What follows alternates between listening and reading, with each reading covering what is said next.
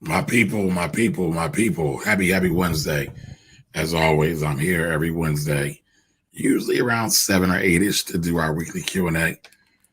Today I was having a little bit of trouble setting up, but I'm here. So hello to everyone on Facebook, hello to everyone on YouTube, hello to everyone on Instagram. So as always, we are here to answer questions. My name is Kamari Ellis, the Finance Rebel. Do me a favor. If you know somebody who's got some financial questions that need them answered, don't know where to turn, share this with them. They could always come in and ask a question and I will answer about money, obviously, right? Stocks, real estate, taxes, small business, insurance. I've worked in it all, so I can help with it all. I know a lot of times people are intimidated, flat out scared of different money topics. And a lot of times they don't feel like they have anywhere to turn to, except for some sleazy salesperson. Except for some sleazy salesperson. And, they don't want to be subjected to that.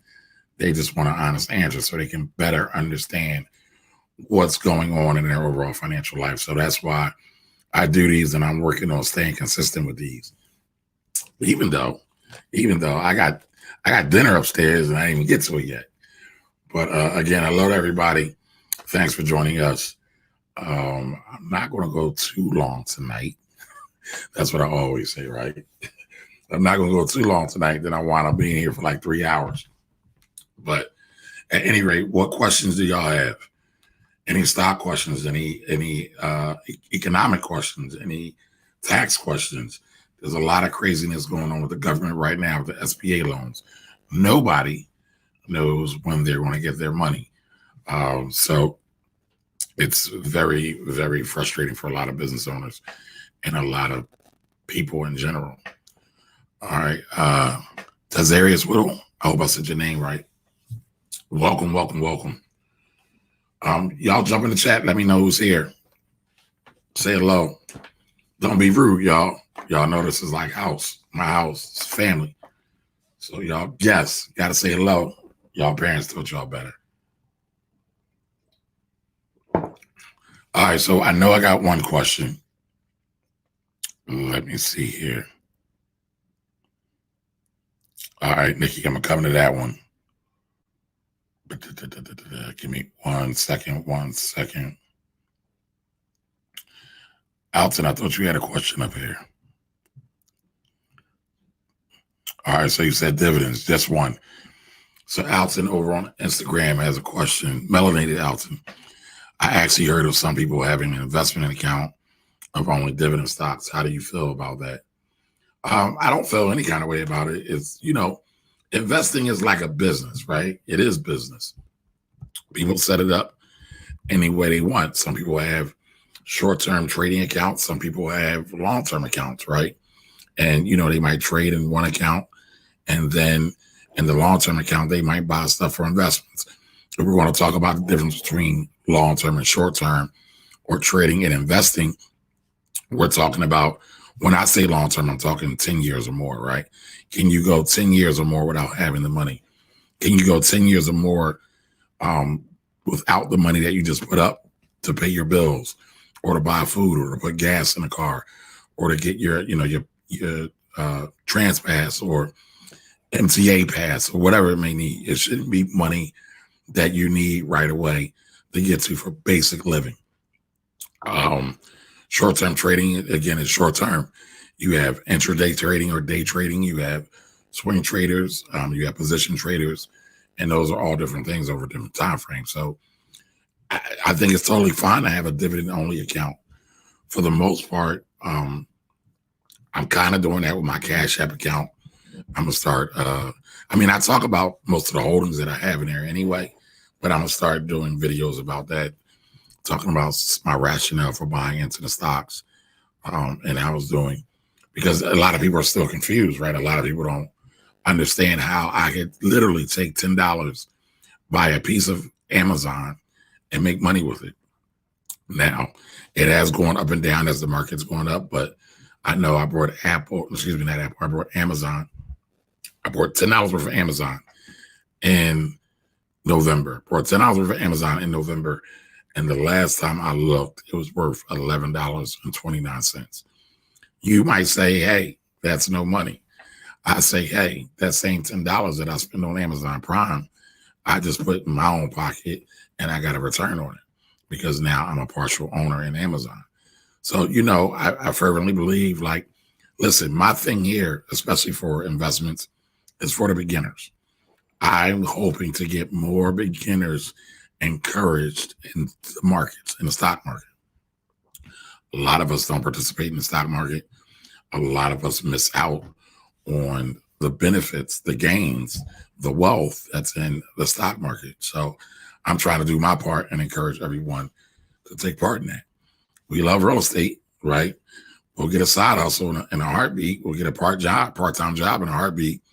But we won't say, hey, while we're making money, instead of maybe going to McDonald's or Burger King or Starbucks, let me take 10 or 20 bucks and let's buy some stocks. Because most of us, not all of us, but most of us blow 10 or 20 bucks easily every week. Some of us every day. But why not take that money and put it to better use and put it into something that can make you more money over the long haul? All right, I see I got a couple comments over here. Hey, Shanetta Williams, right? Shanetta, how are you? I almost said your name wrong. I don't want to jack it up. Hey, Jackie Warren, how you doing? Thanks, everybody, for joining in tonight. If y'all have any questions, throw them in. We're going to get at them. We are going to get at them. All right, I think I have another question.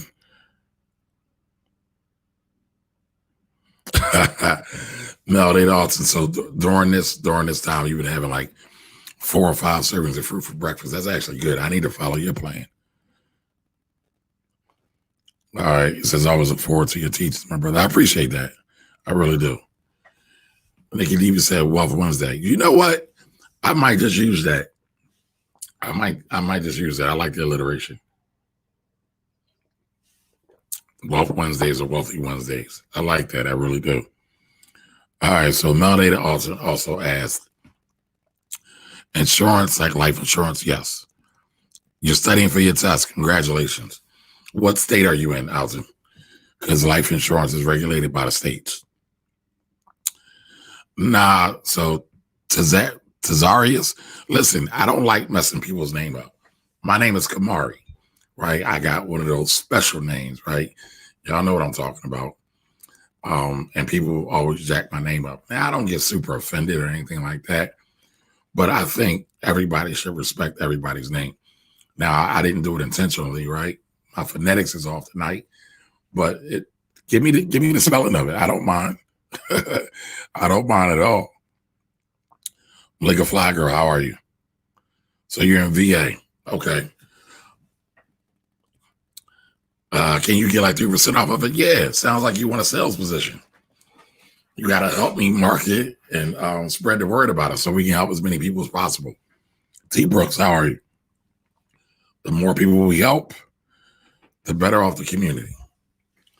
So, but yeah, Alton, if you need any help with like some of the concepts, like I gave up my life insurance license a long time ago.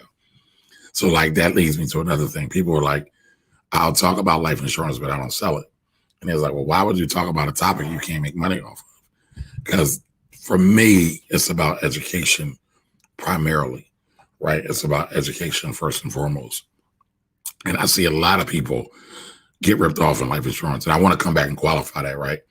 I think life insurance is probably the best financial instrument ever created. Again, in my opinion, I think life insurance is probably the greatest financial instrument ever created. Why?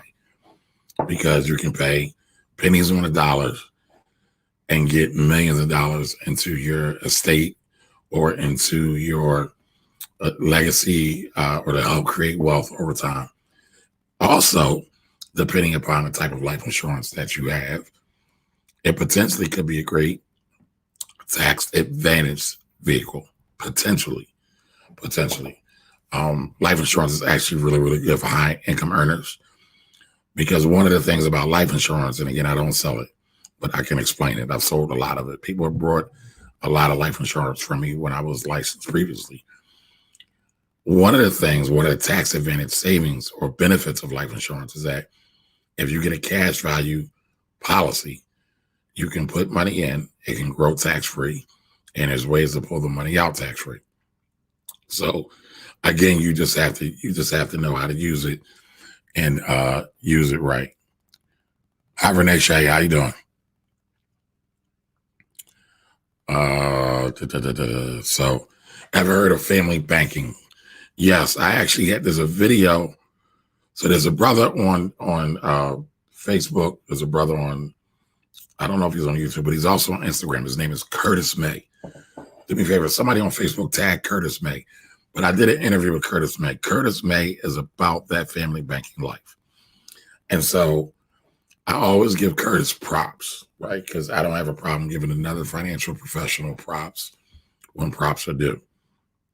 But I always give him props because he's promoting family banking, or what they call infinity banking as well, where basically what you're doing is you're investing your money into, or you're putting your money into a whole life insurance policy, and it's gaining dividends. It's gaining dividends, and they're using that money to build up, so you could take that money and borrow from yourself, right? Borrow from your life insurance policy instead of going to the bank. Now, caveat, and this is why I bang with Curtis a long way. That's my homie. There's a lot of guys out there selling it wrong, and they're selling it to the wrong people. Just like anything else, right? They're selling it to people who really can't afford it, in my opinion. I know I ran across a bunch of people, a bunch of young ladies working at a nursing home as nursing assistants. And anybody knows about nursing homes and nursing assistants, they don't make a whole lot of money. And so you had to be really, really careful about what type of life insurance you utilize and use because of surrender fees. So long story short, there was somebody kind of selling this banking system. They weren't doing it right. They were putting these young ladies into these policies that had these high surrender fees.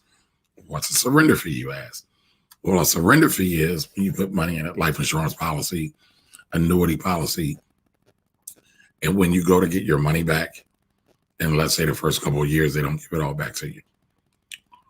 For example, let's say you put $100 into a life insurance policy.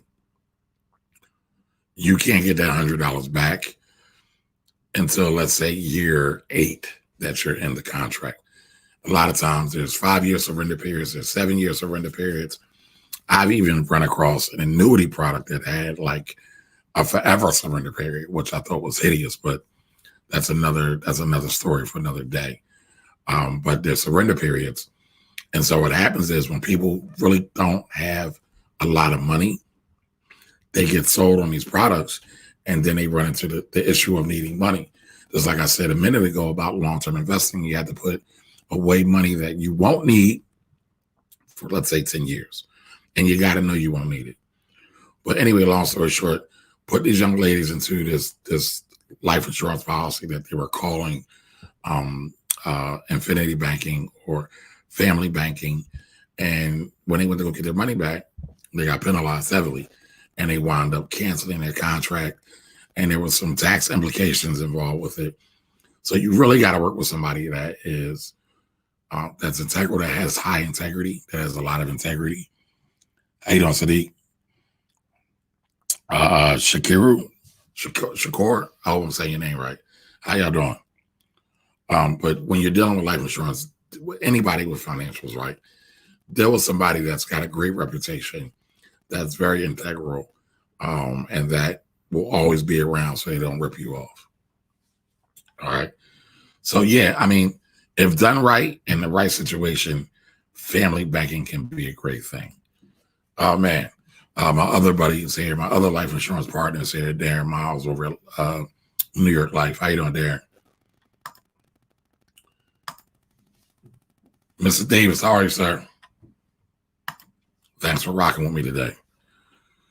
All right, Kevin Jerome Foster Sr. says, would a savvy investor invest in all of the companies that Trump is mentioning? It's no accident, in my opinion. You know, I try to stay away from the politics. Well, actually, I don't. I don't run from it at all. Because I do believe that there is no separation between politics and wealth. You got some people that tell you that, but that's a lie. Or they're either ill-educated. I won't say uneducated, but they're not educated enough. Remember this. An elected official or certain elected officials can write away your political power in a snap of a finger or a stroke of a pen.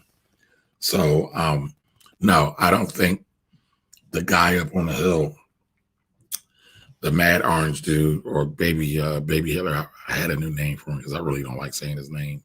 I think he's terrible. I think he's atrocious. He's insufferable. But enough about that. But I think everything he does is for self-benefit.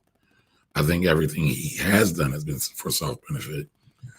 Even when he was running around talking about birther, like that dude was really running for office for like 5 or 6 years. And so he knows how to pimp the media. He knows how to market. He knows how to rally a crowd. He also knows how to pay actors to come look like the crowd is full too. But that's, again, that's a whole other issue. But yeah, I don't think there's no coincidence that the companies that he's mentioning are having problems. Now, I will say this. GM is now coming under I forget the name of the bill. It's like the government production bill, where they can basically tell companies what to produce and at what level. They're doing that. GM didn't want to do that. They didn't want to do that at all, but now they have a $500 million contract to produce ventilators and respirators. Ford and 3M and GE Health are also doing some of the same things. So he mentioned GM before. I don't know that was necessarily for self-profit or some type of self-promotion. But most of the time, I would say like 95 to 99% of the time, the companies that he mentions are for his benefit in some way, shape, or form. All right. Adrian Jordan says, hi, Kamar from STL, Seattle. I keep saying Seattle, from St. Louis. I went to St. Louis about 3 years ago, actually. I drove cross country. Darren Miles says, hey, it's low cost if you can understand the cost. I'm assuming you're talking about life insurance. So yes, life insurance is very much low cost. Okay, Melanated Alton says on Instagram, he says, studying, I found out there's type of policy structured around the stock market. Yes, there are policies structured around the stock market. They are called variable universal life policies. Man, I'm getting rusty. I have to go bone up. Maybe I'll go get my life insurance license again. I don't really want to, though. But yes, you're right. Variable universal life policies. But they're always innovating life insurance. Life insurance, while it's simple in concept, the back end is very complicated. You have reinsurers, you have all kinds of hedging that's going on. I mean, it's very very complicated. What do I think of the WW chart recovery? Who is WW? Is that a ticker symbol? Or are you talking about a W shape or V shape recovery in the markets? Help me out, Chili. And by the way, is Chili your real name or is that your nickname? I've been wondering that for a while now. How you doing, Sonny?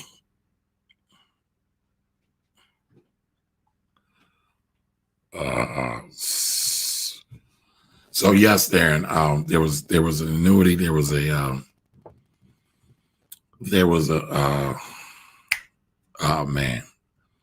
fixed, not a fixed. What are the index annuities? There was an index annuity from an insurance company that had like a forever surrender. And actually, I'll never forget that case because I was so outraged and I was really mad at the producer who sold it. And there's somebody that's very popular here in Philadelphia. I won't say no names. But the lady that I met with clearly had mental issues. And then when I talked to her deeper, I found out that even her son had 302'd her. And I don't know if the names are the same in every state. So 302 means gets you instituted because you're not mentally stable. And so when I saw that, I was outraged. I was really, really mad. I was going to call the guy up because here this lady had all this money. She had several hundred thousands of dollars in her annuity. She could pull out the annual 10% without a problem, but she couldn't pull out any major lump sums because the product was really engineered for income. And so you couldn't get back your capital in a large way. And so that contract was very crazy. And I was like, the state approved this. And so I did call the state approved it. And I was just shocked. Now, the one thing, after I got out of my feelings, I got over my rage, is that I realized that, well, maybe the lady wasn't in the same mental state when she originally signed the contracts and put everything in. Because that's the other thing as advisors and insurance producers and salespeople out there, we're always wrong, right? If something goes bad, right, I'm just giving y'all the producer side of it, right? I could sell you a $500,000 life insurance policy. You might have been paying on it for 2 years. You might have forgot all the details and you didn't take good notes. And then you might go tell, one of the regulators or enforcers that this person sold me some garbage and I don't understand it. And so now the industry looks badly at me. It reflects bad at me. So that's why I always try to do my best in keeping notes, because you have to be able to challenge that. But, some guys are totally unscrupulous. They don't care at all. Yeah. Right. Defense Production Act. I think I got it out when I worked through it. Right. But GM and Ventec were working together before the mandate. Yeah, but they didn't want to do the thing with the government. So there was a whole bunch of back and forth on that. And I'm sure that the government played that up. Mimi Genius, just like the drug had mentioned for COVID, he has a stake in the company. Yes, that was the one that people were dying from. They just announced that, which is like totally crazy. Hi, Wanda, how you doing? Totally crazy. But you know what? If I get going on that, we won't be able to talk financials, right? And y'all don't really want to hear me talk politics, do y'all? Y'all don't want that smoke, right? Nickname. All right. I was wondering. Yes, U-shape versus V-shape. Right. So W-shape is market comes down, market bounces somewhat up, then comes back down, and then runs all the way back up. That actually happens a lot, right? But a lot of times these last couple of days, people have been talking about V-shaped recoveries, U-shaped recoveries. They talked about that a lot in 2001 when 9/11 happened. They talked about it a lot in 2007, 2008, and 2009 when the market crashed after the Great Recession. So they talk about that fairly a lot. What was your question, though, Chili, around that? Were you asking, do I believe it's going to be a W-shaped recovery? Yes, sir. I'm glad you learned something new. Surrender fee. Yes. Look up surrender fee and surrender value. Very important. Anytime you talk life insurance, you should ask those questions. If you have a life insurance person, whether they call themselves a life insurance person or a financial advisor, because guess what? Sometimes life insurance salesmen disguise themselves as financial advisors. Again, that's a whole other conversation. But ask them about surrender values, ask them about surrender fees. If they are uncomfortable talking about either one of them, don't work with them. They should, a salesperson should be able to talk about every detail of the contract. Now, contracts can be very complicated, right? So if they need to go back and do some research on something, that's cool. But they should at least know at a decent level, not a surface level, but a decent level, everything that's going on with that life insurance contract and all the riders that go along with it. All righty. So is whole life or term insurance better? It depends. I'm an advocate for buying what's best for your pocketbook or wallet. One of the biggest problems that I see that people do is that they don't get enough coverage in general. They don't get a big enough death benefit. And sometimes people will try to split it over a whole life contract and a term life contract because they might say that whole life is for your whole life. Term is for a temporary period. You can buy term in 5-year increments, 10-year increments, 20, 30-year increments, and there's even more. Term is the cheapest form of life insurance. Whole life is the most expensive form of life insurance. Guess who likes to sell whole life? Guess who pays the best residual? Did you know that life insurance people that sell whole life policies get residuals for the lifetime of their contract? And again, listen, I want to be really, really clear, right? Because I'm not putting down my life insurance salespeople, the good ones. I could give a damn about the scandals and the folks that are unscrupulous. But in order to defend yourself against the unscrupulous ones, we got to talk all about it. And so that's why I'm here, right? Because I'm always outraged when I see people get abused. I'm always outraged when I see people do dumb things with their money too, right? So there's two sides of the coin. You get abused by somebody who might have better salesmanship than you understand, or you might suffer from the lack of your own knowledge. Well, I'm trying to help you understand both. I'm trying to help you understand both. So they want to, AJ Rock, Craig Trey, I hope I'm saying your name right. Kitchen CJ, Comedic Knowledge, my man, Elijah. Everybody go follow Elijah or Comedic Knowledge. He has a woman's own, a black woman's fitness apparel brand. It's doing very well. He just got a shout out from Travel Noir. So check him out. I'm coming there, Melanie Alton. I mean, you studying, so you got to get ready for it. So, Mr. Miles, can you help me out here? Actually, Mr. Miles, I interviewed Mr. Miles too. Mr. Miles is on live on YouTube, on Facebook, talking about life insurance. I know it was last year, the year before last, I did a whole thing for Life Insurance Awareness Month. So again, I want to reiterate, I think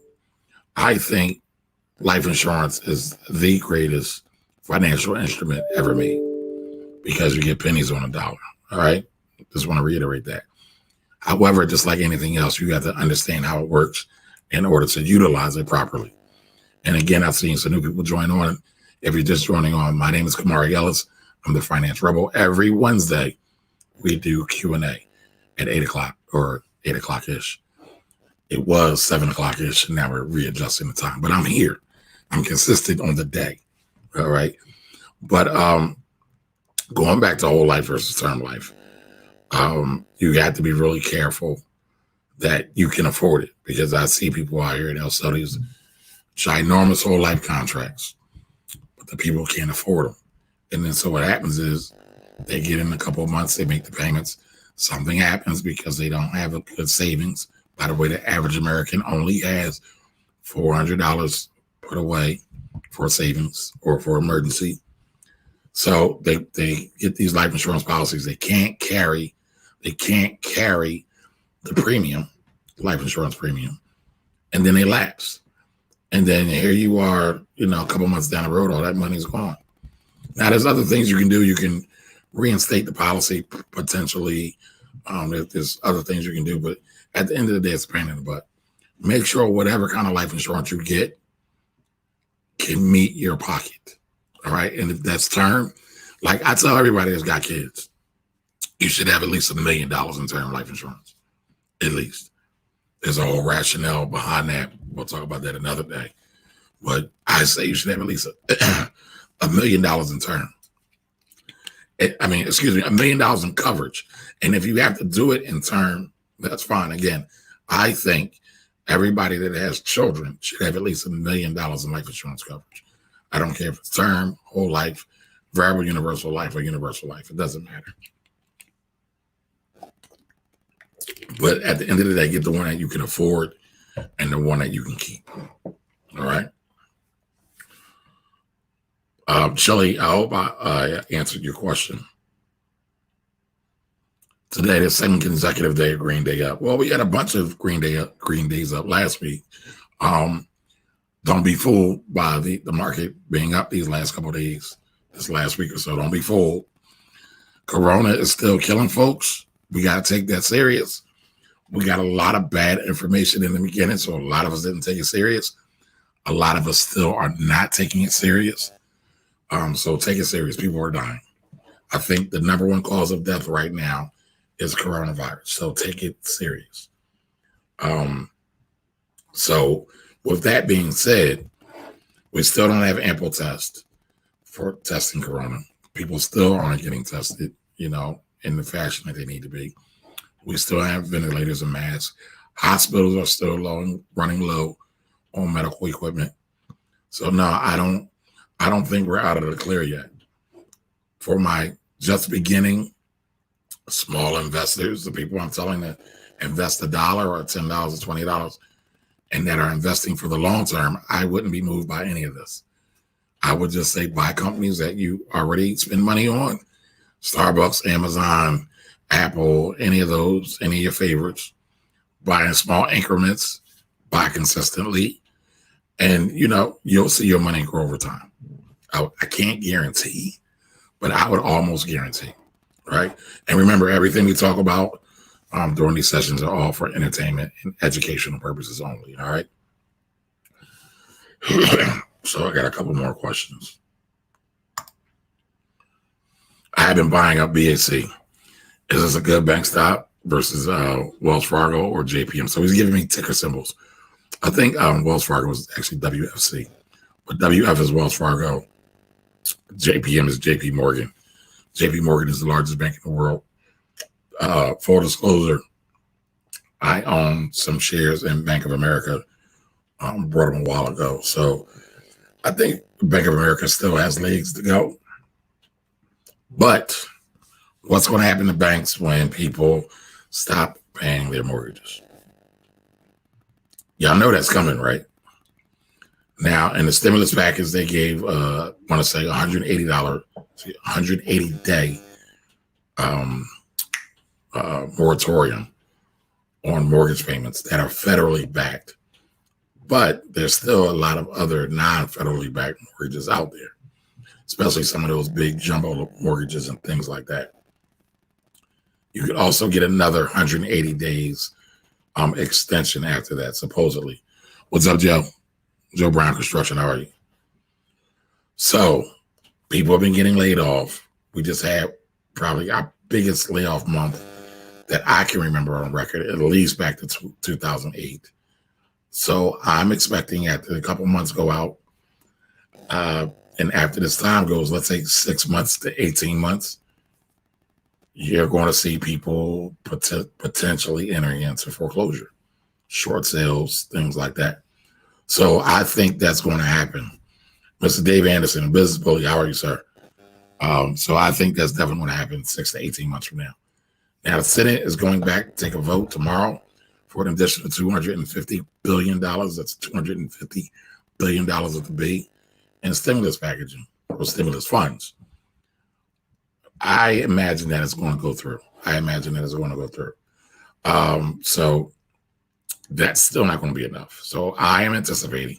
And listen, part of being an investor and part of being studious or a business owner with your funds is being able to see where the puck is going, right? You don't want to necessarily just address what's going on right now. What you want to do is you want to skate to where the puck is going. You want to see the path of what's going on. Now, we're not tea leaf readers. We're not crystal ball readers. I don't throw bones. I don't do any of that. However, we could all put 1 and 1 equals 2. We could all connect the dots. And then y'all paint by numbers back in the day when y'all was kids. Connect A, B, and C. It draws a picture, right? Economics, stock market, finance, business. It all draws pictures. So get y'all crayons out and start connecting the dots, folks, because the way it looks, unless, again, there's like some severe, massive bailout happens, a lot of people are going to be on with mortgages. And guess what's tied to mortgages? Banks. And guess what else is tied to banks and mortgages? The stock market. So real estate, bank, stock market. We ain't out of the clear yet. We could have some good days. We may even have some good months, but I don't think we're out in the clear anyway. But again, my edict, what I'm getting to do, what the charge that's been put on me is to get more people investing. And why, to me, is it important to get more people investing? We all have a consumer mindset. We get pumped in with 5,000 ads a day, every day, vying for positions in our wallet and our pocketbooks. Everybody's trying to get our money. But we're never, for the most part, right? We're never flipping the script and then saying, how can I get other people's money? There's enough money out there for everybody. But the question is, how are you going to go about getting it? What are you going to produce? What are you going to create? What are you going to direct? What are you going to make to bring to the market and say, hey, market, I got this water.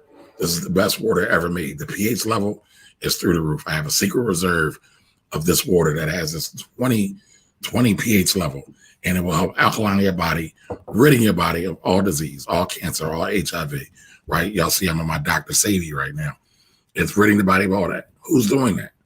That was part of the reason why Dr. Savvy was in Honduras or Nicaragua. Supposedly the good water source there had super high pH levels. But again, what do you want to bring to the market? And don't get lost in the water, folks. Don't get lost in the water. Don't drown. The water is just an example. What can you do? Do you bake great chicken?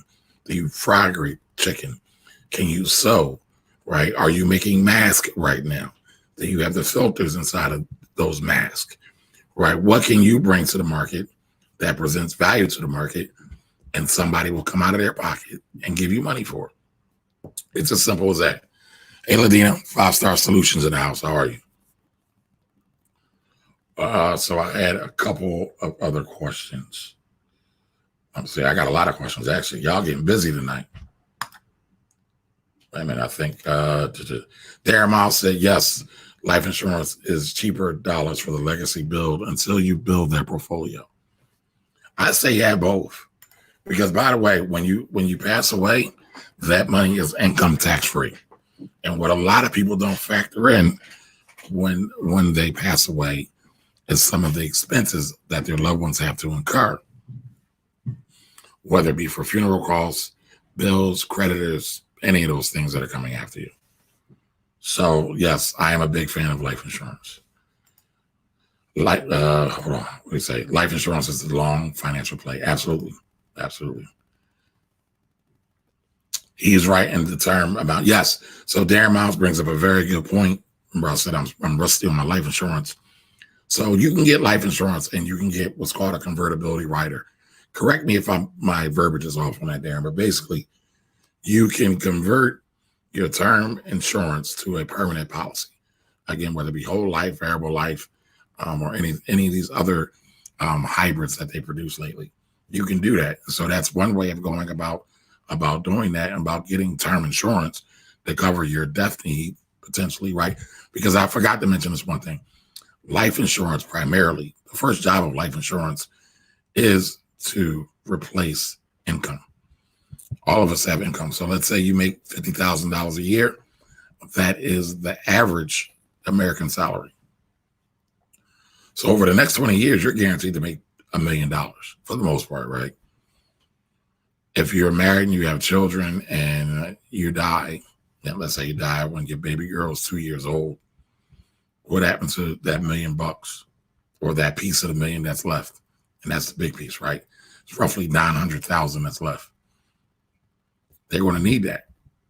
What happens if your wife or your daughter has some kind of psychological or emotional breakdown? How are they going to handle that? And your wife still has to work and raise your child. You don't want to put people in a situation to have to suffer and figure out money when they're going through situations like that. So thank you, Darren Miles. I appreciate that. All right, Chili says, question: easier to make money by investing in stock versus business startup because of cost? I don't know, Chili. I could debate that with you. There are literally some businesses that you don't need any money for. You need very little money, right? No, you could debate, right, if you need $10 to start a business, right? I could buy stock with $10. I just talked about that with my Amazon purchase. However, there are businesses you can do with no money. Just like there's real estate you can do with no money. How's everybody? NP Rays, I'm guessing that's North Philly Rays. Nurse Lorraine, how are you? Nicole, no, how are you? Thank you all for joining. Again, if you're just joining, I'm Kamari Ellis. This is the weekly money Q&A. I think we're going to start calling this Wealthy Wednesdays. That's what Nikki Diva suggested earlier. Change the name to Wealthy Wednesdays. But this is basically all about answering everybody's questions. If you know someone that needs a question answered about money, life insurance, taxes, investment, stock, real estate, business, share this with them. Have them come on over, hang out for a little bit. I'm friendly. I don't bite. Everybody says I'm nice. I think that rhymed. Maybe maybe I could be a rapper at some point. But in all seriousness, Silly, I know a lady. I never met this lady, but it's an old business partner of mine's aunt. Woman makes phenomenal sweet potato. By the way, I'm a sweet potato aficionado. I love sweet potato pie. I do sweet potatoes, but that's, something different. How much does it make to get the ingredients for sweet potatoes? And literally, this lady puts Patty's pie to shame. And I like Patty's pie. It don't have the best ingredients, but you kind of lose some of that when you get into mass production. However, how much does it cost to make the pies? I feel, again, I make the best fried chicken in the world. I got a secret recipe. My chicken is better than Colonel Sanders. My chicken is definitely better than Popeyes. So I could buy me some chicken, get me a case of chicken from one of the discounts stores, the BJ's, Costco's, the Sam's. Get me some grease. I would get a deep fryer, right? I usually use my cast iron frying pan. That thing has sentimental value for me. Those are my grandmother's. But I could fry chicken and sell plates on the side, right? There's opportunity everywhere. There's money everywhere. We have to get out of this lacking mindset. We're always so fearful. We're always so scared to share ideas and to scare topics of making money or ideas of making money because we're so scared that somebody's going to make it. I come on here and I give y'all all the sauce, right? Because you can Google most of the stuff out there anyway. But I basically spent my lifetime between accounting, financial advising, and Wall Street investing that you probably would have a hard time understanding it, whereas though I have a lifetime of doing it. However, if you can do 1 + 1, and if you can write your letters from A, B, C, D, and E, and F, you could figure some of this stuff out in enough time. So, why do chefs give out their recipes? Why does Emeril Lagasse and Gordon, what is his name? Gordon Ramsay, I think. These people have cookbooks. So they're giving out all the secrets anyway. Why do you think they do that? And they still have a bunch of people who come to the restaurant because they want the experience of the person or the cook. And, again, we're so scared of giving stuff away. Don't be scared. Go ahead and do it. Make some chicken if that's your thing, right? Give it out for free. See what happens. See how the market reacts to it. Amina Designs, how are you? I have an interview with Amina Designs. Her name is Kim. She's dropping something new for real estate investors, and I'll be putting it up soon. So Melanated Alton asked, did you hear this? Did you hear the rap some guy did centered around financial literacy? I think that was the guy that was on the Earn Your Leisure podcast, I think. And I think he mostly talked about credit for the most part, I think. I'm not sure. But it was dope if that's the guy you're talking about.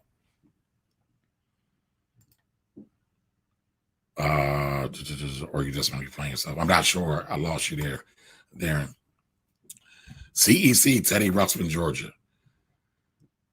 Now, is that a business name?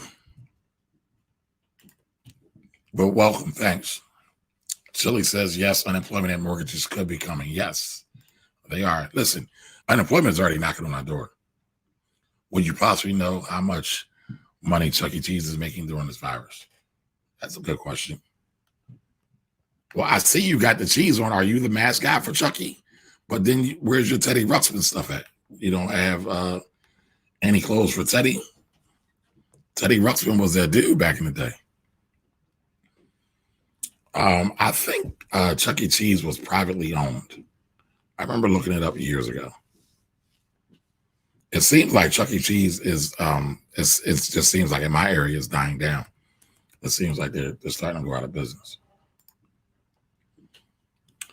I would not want my favorite arcade and food chain to go out of business.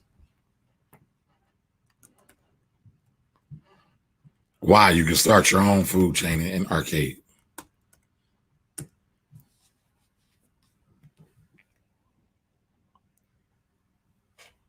By the way, while I'm looking this up, I'll share with y'all my thoughts about financial literacy.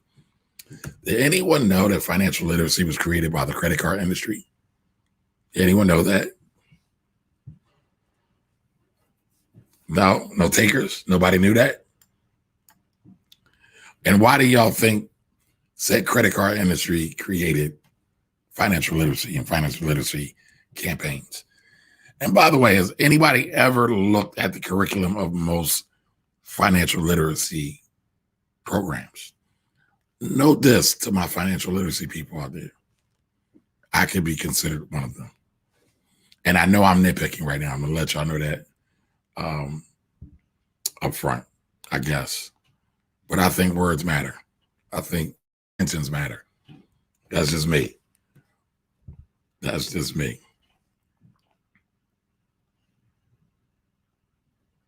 I think, wait a minute.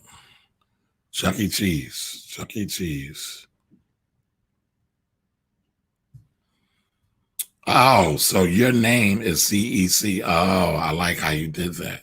So CEC looks like is the ticker symbol for Chuck E. Cheese. You're a slick one. So basically, you finagled me to give you a shout out without asking for the shout out. I like that. That's slick. That was slick. A little underhanded, but slick nonetheless. But we're going to talk about it. We're going to look at it. I hope Chucky's good because now you done got Chucky on the block. So let's talk about it. So anyway, going back to financial literacy. Did anybody know why financial literacy was started by, i.e. Nikki? Do you know why financial literacy was started by credit card companies? Financial literacy was started by credit card companies because they were gouging people so badly and they had such a public bad name. The industry itself had such a bad face in the industry or bad reputation in the industry. They had to do something to turn it around. So they kind of used financial literacy as a marketing campaign for finance. They use financial literacy as kind of a marketing campaign for the credit card industry. Now, when you look at the credit card industry or financial literacy, when you look at financial literacy, what do they teach? Most of them. This is just something I want y'all to think about. Since everybody is now on this new Wealth 5, right? How to write a check. Checks are pretty much non-existent nowadays, but it is important to balance your money, right? How to apply for a bank account. That's cool. How to increase your credit. We know Americans are in severe debt. Main reason why most of these things get out of whack in terms of the economy, in terms of market meltdowns, a large portion of it, and how to apply for credit cards and mortgages. Moral of the story is everything or most things that are geared towards the financial literacy curriculum are geared towards consumerism. Anybody have a thought about that?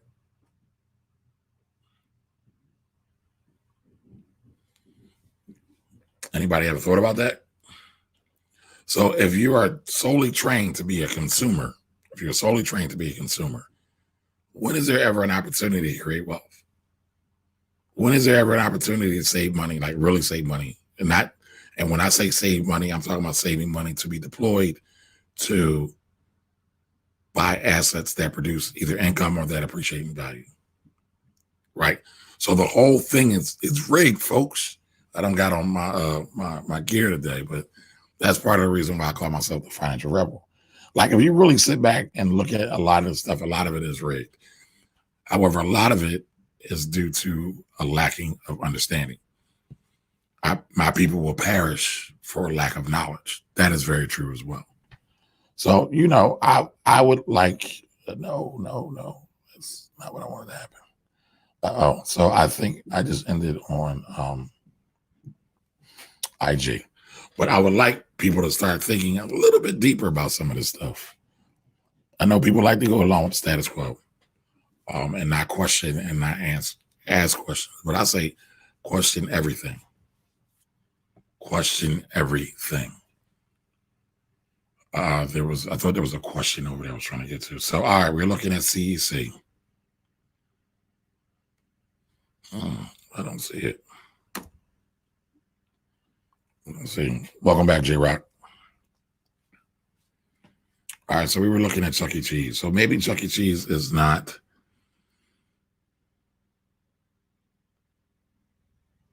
Okay, Chuck E. Cheese and Peter Pan Pizza and Leo Holdings, a special purpose acquisition company, entered into a business combination agreement on April 8th, 2019. The business combination was terminated on July 29th. Damn. Grand opening, grand closing. So Chuck E. Cheese had a partnership deal that ended. Okay.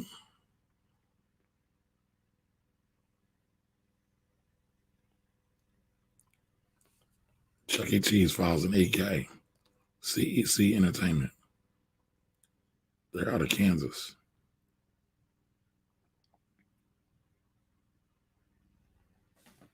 CEC Entertainment.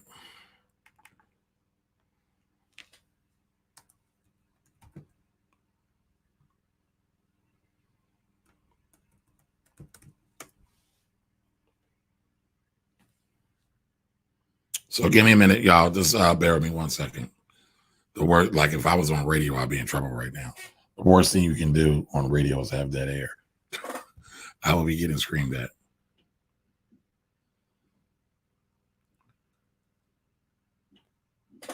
So I'm not sure if, okay, so Chuck E.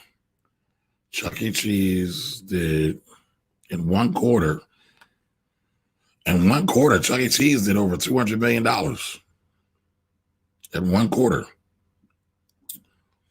But, and that was in revenue. Know the difference between revenue and net, or gross and net. The company reported a net loss of $26.1 million for the fourth quarter of 2019, compared to a net loss of $1.4 million of the fourth quarter of 2018. Well, that's a bad sign. They're losing money. They know how to get it, but they don't know how to keep it. Again, they know how to get it, but they don't know how to keep it. Quiet Storm, how are you? All right.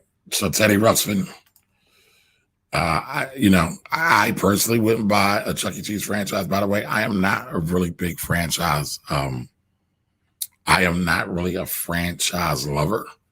Yes, there are some franchises that are golden, but at the end of the day, I don't feel like any franchise is worth a lifetime payment. Yes, you should get paid for establishing the system, establishing the brand, but forever? And the question is, with the restrictions that franchises put on their franchisees, is that going to hinder my revenue creation because I can't do certain things? I can't come up with innovative marketing. I can't bring new products to market. Most times it has to be approved. Like if you wanted to do a cheesesteak at McDonald's, you would have to get approval from McDonald's headquarters. I wouldn't want a cheesesteak from McDonald's. I'm just using that as an example. I'm from Philly, if y'all didn't know, by the way. So, all right, what are you saying, Chili? The lenders banks give you info enough, but not to be dangerous. Well, Chili, I agree, but you shouldn't take information from the people who are trying to sell you something, right? Part of the problem is the first time we're introduced to money is usually in front of a sale, right? And unlike a car, you get to test drive a car. You don't get to test drive a life insurance policy or a stock. Now, there are some policies, and just full disclosure, sometimes you can, and in some investments, there's a certain window where you can refund or ask for a refund and you can get all your money back. However, you're still jumping in. You're still taking ownership. So, Asar, you said, can you say that again? Can you please say that again, please? What did I say, Asar? I'm sorry. I said so much. Cars are depreciating assets versus rental property or gold. Chili, are you a gold bug? Are you on a gold wagon? Yes, cars are depreciating assets. I never suggest anybody a brand new car unless, like, everybody says that's like the man, what's the word? That's Bible, right? Never buy a brand new car. However, there are some times where dealers and manufacturers, car dealers and car manufacturers, give such massive incentive programs that it doesn't make sense to buy a used car. Even if it's a year or two old, it might make sense to buy a new car if you need a car. Now, Chili, I have a different way of looking at cars also, right? Anytime when I was growing up, I always kind of worked like out in the county. I could never get to my jobs by just taking the bus. So a car, if used properly, can be a money-making revenue source for you as well, just like a business. But you have to go into it with the mindset of, how can I use this thing, buy this thing to make me more money later on? Black Urban Beauty, how are you? Welcome. Thanks for joining us. Yeah, Kevin, dead air, buddy. Philly cheesesteak's good. You spell steaks wrong, man. Oh, you got it. Did you say Geno's versus City Steaks? Man, I don't even know what you're talking about. Listen, we don't talk about, real Philadelphians don't talk about Geno's or Pat's. I think that's what you're talking about. We don't talk about any of that. We can talk about an Escobillos. We can talk about a Jim's. We can talk about Mama's. We can talk about Larry's. We can talk about many others. We don't talk about Geno's. Nobody from the city really goes to Geno's or Pat's. I'm sorry. I remember earlier I said that Chuck E. Cheese has a lot of money, but they don't know how to keep it. I know why. They have been remodeling all of their stores and installing LED dance floors.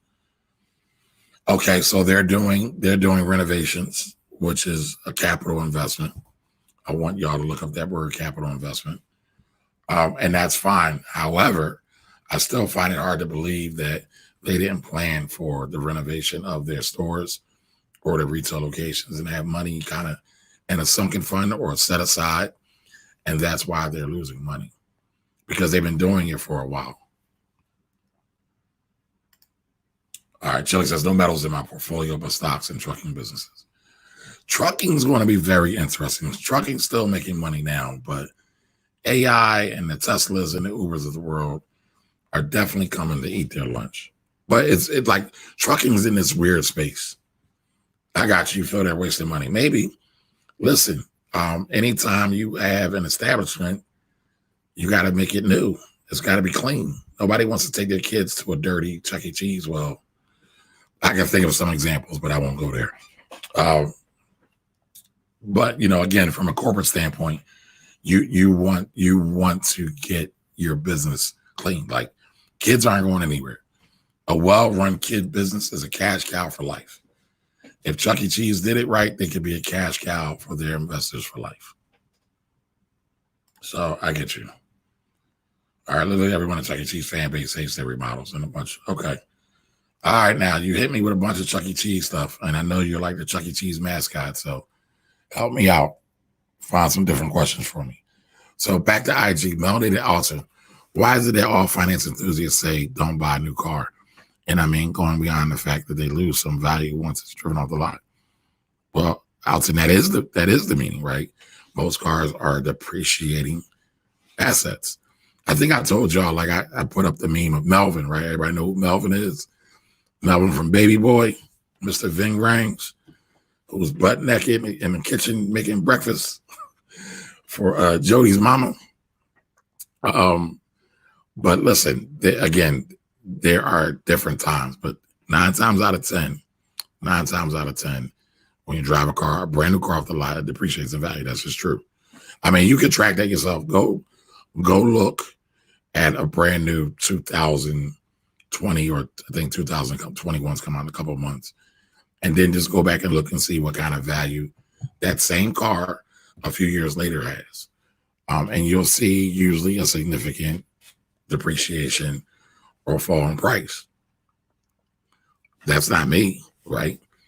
Nobody likes, leftover stuff. Nobody likes, leftovers, secondhand stuff. People tend to like brand new. Now me, we did buy a brand new car, but again, it was the rebates and everything were just so sexy. It made the brand new car cheaper than the used car. So, but yeah, that's why. Now listen, I'm also a fan of leasing, but again, that's a whole other conversation. And leasing only works for people that it's right for. It's not right for everybody. It's not right for everybody. Kevin Foster says trucking is becoming automated. Yep.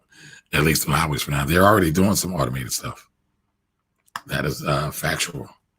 Listen, if you're just joining in, you're watching the Finance Rebel Show.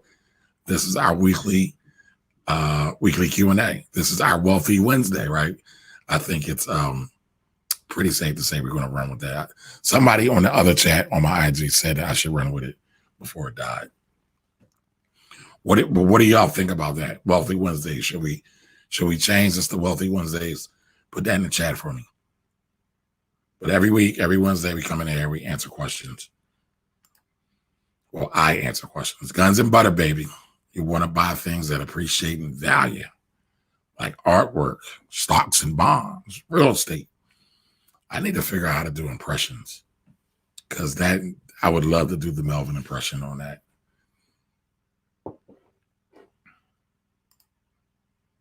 Alrighty, Dave & Buster's stock. Some people bought on the dip. Is this a business worth buying? I think so. People still go to Dave & Buster's. I haven't looked at their company deeply. I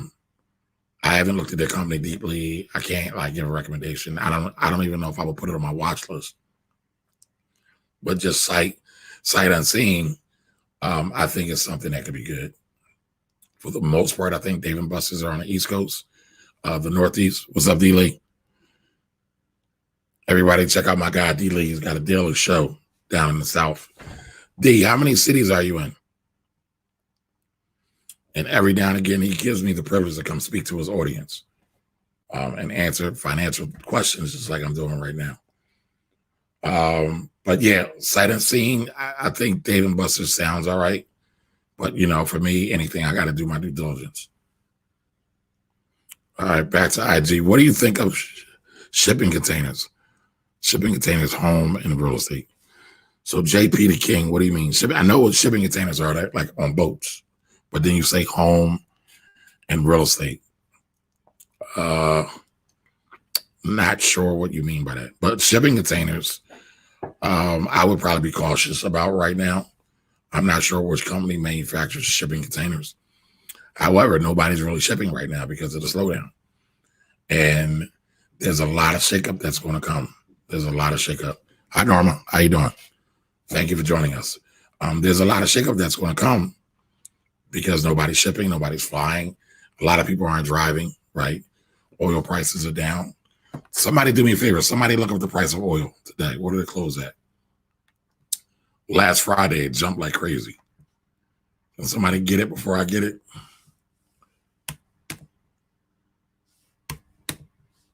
My keyboard's messing up.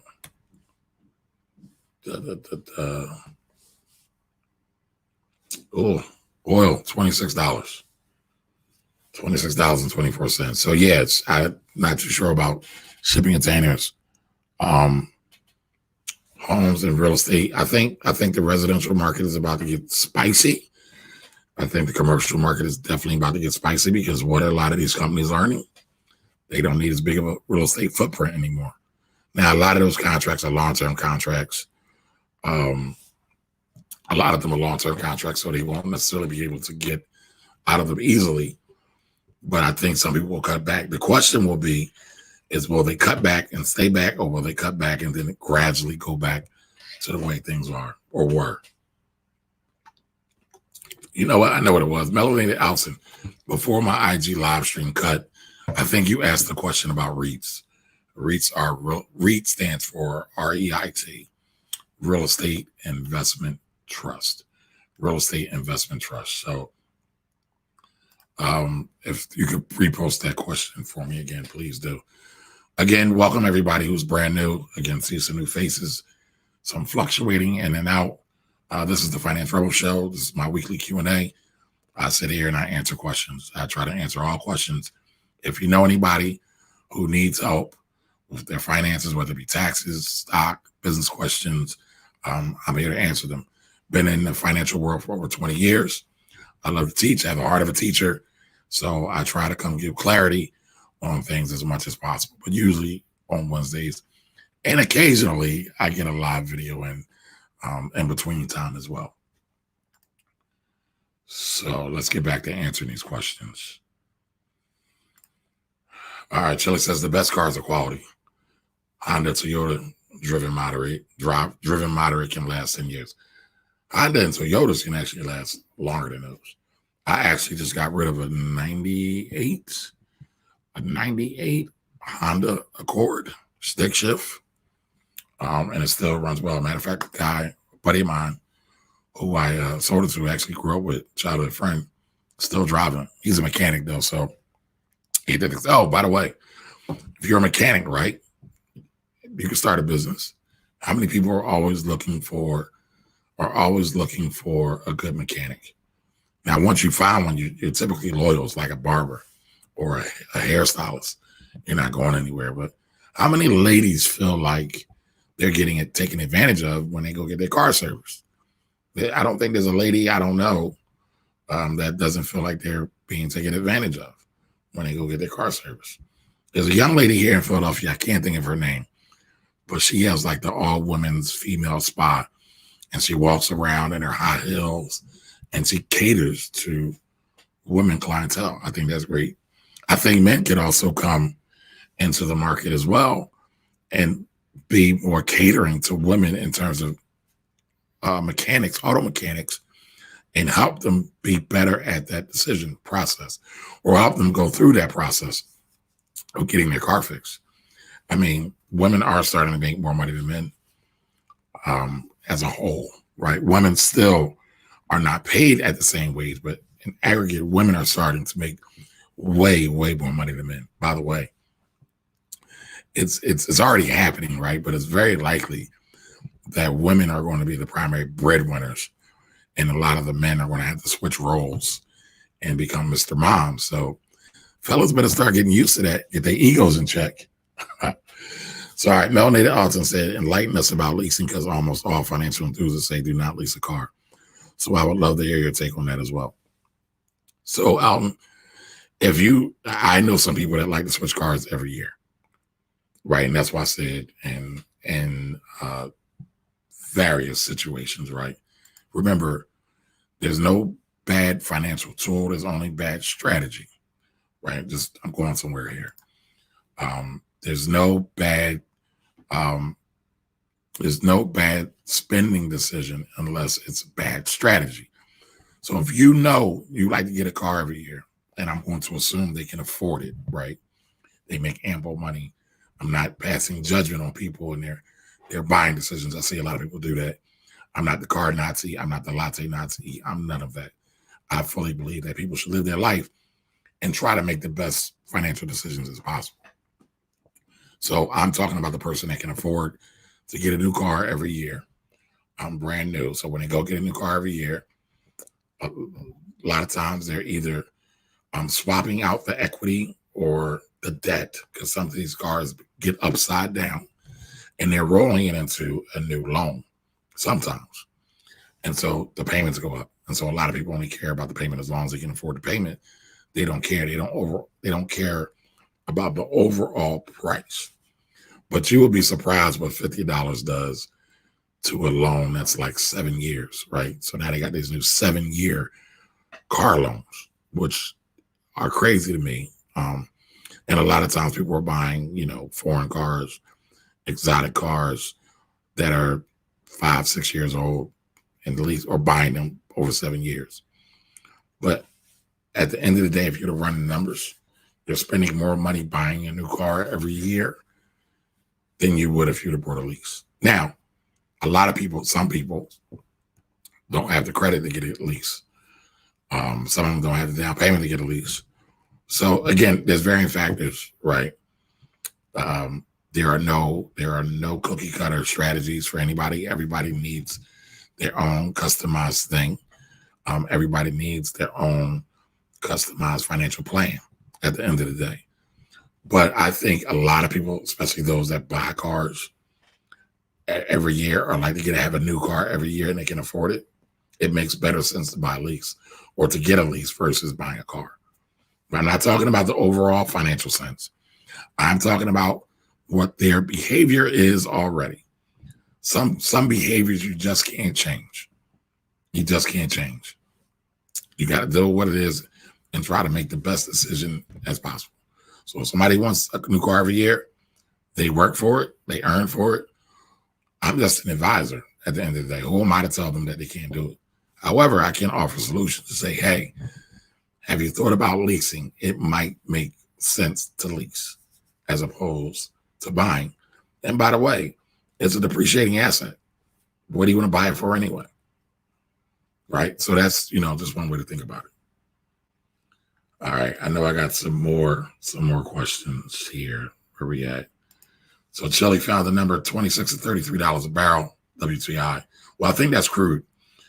Crude is the oil that is sold internationally. WTI is the oil that's sold here locally. They go into different, they're sold at different ports.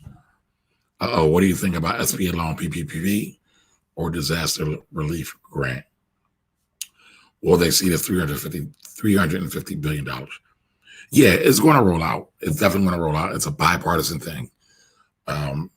Congress or the Senate rather, is voting on another $250 billion in stimulus tomorrow. They'll see it. However, just like all things with this administration, they rush. They don't take 5 minutes. The PPP is a disaster. Wells Fargo pulled out. PPP is a payroll protection program. Wells Fargo pulled out. Bank of America is only loaning to people that are Bank of America customers and have some type of lending instrument, whether it be a loan or credit cards, some type of debt instrument, loan or credit cards. I don't think the administration, one, called Obama, President Obama, right? Or Ben Bernanke, or Joe Biden, or Timothy Geithner. Now, if y'all don't know any of those names, I know y'all know who Obama is, but other people were all major players in the 2008 meltdown, 2007, 2008, 2009 meltdown. They were the ones that instrumented TARP, which stands for Troubled Asset Relief Program, and that's what they did back in 2007. Bush started that, by the way. Obama then kind of carried it forward and did some other things. They were doing car buybacks, various incentives for home. They really had to be creative to kickstart the economy again after the Great Recession with the crisis in the real estate market. And so the SBA thing is a whole cluster because you have to go to the bank, right? The bank is backed by the SBA, which is a federal program, but the bank is doing the loan. And so you see Wells Fargo pulled out because Wells Fargo was already in trouble for all the fake credit cards and all the debit cards and accounts that they created. And they also got in trouble for what I call new era redlining. So, it's hard to do something like that in 5 minutes, especially when you didn't talk to the people who could have been really instrumental for you, like mentorship. That's why mentorship can be important. Now, I don't think everybody needs a mentor. A lot of people need coaches. A lot of people just need to do the work and try things. But I'm sure they didn't do that. Hey, Jessica, Charles Speak Digital.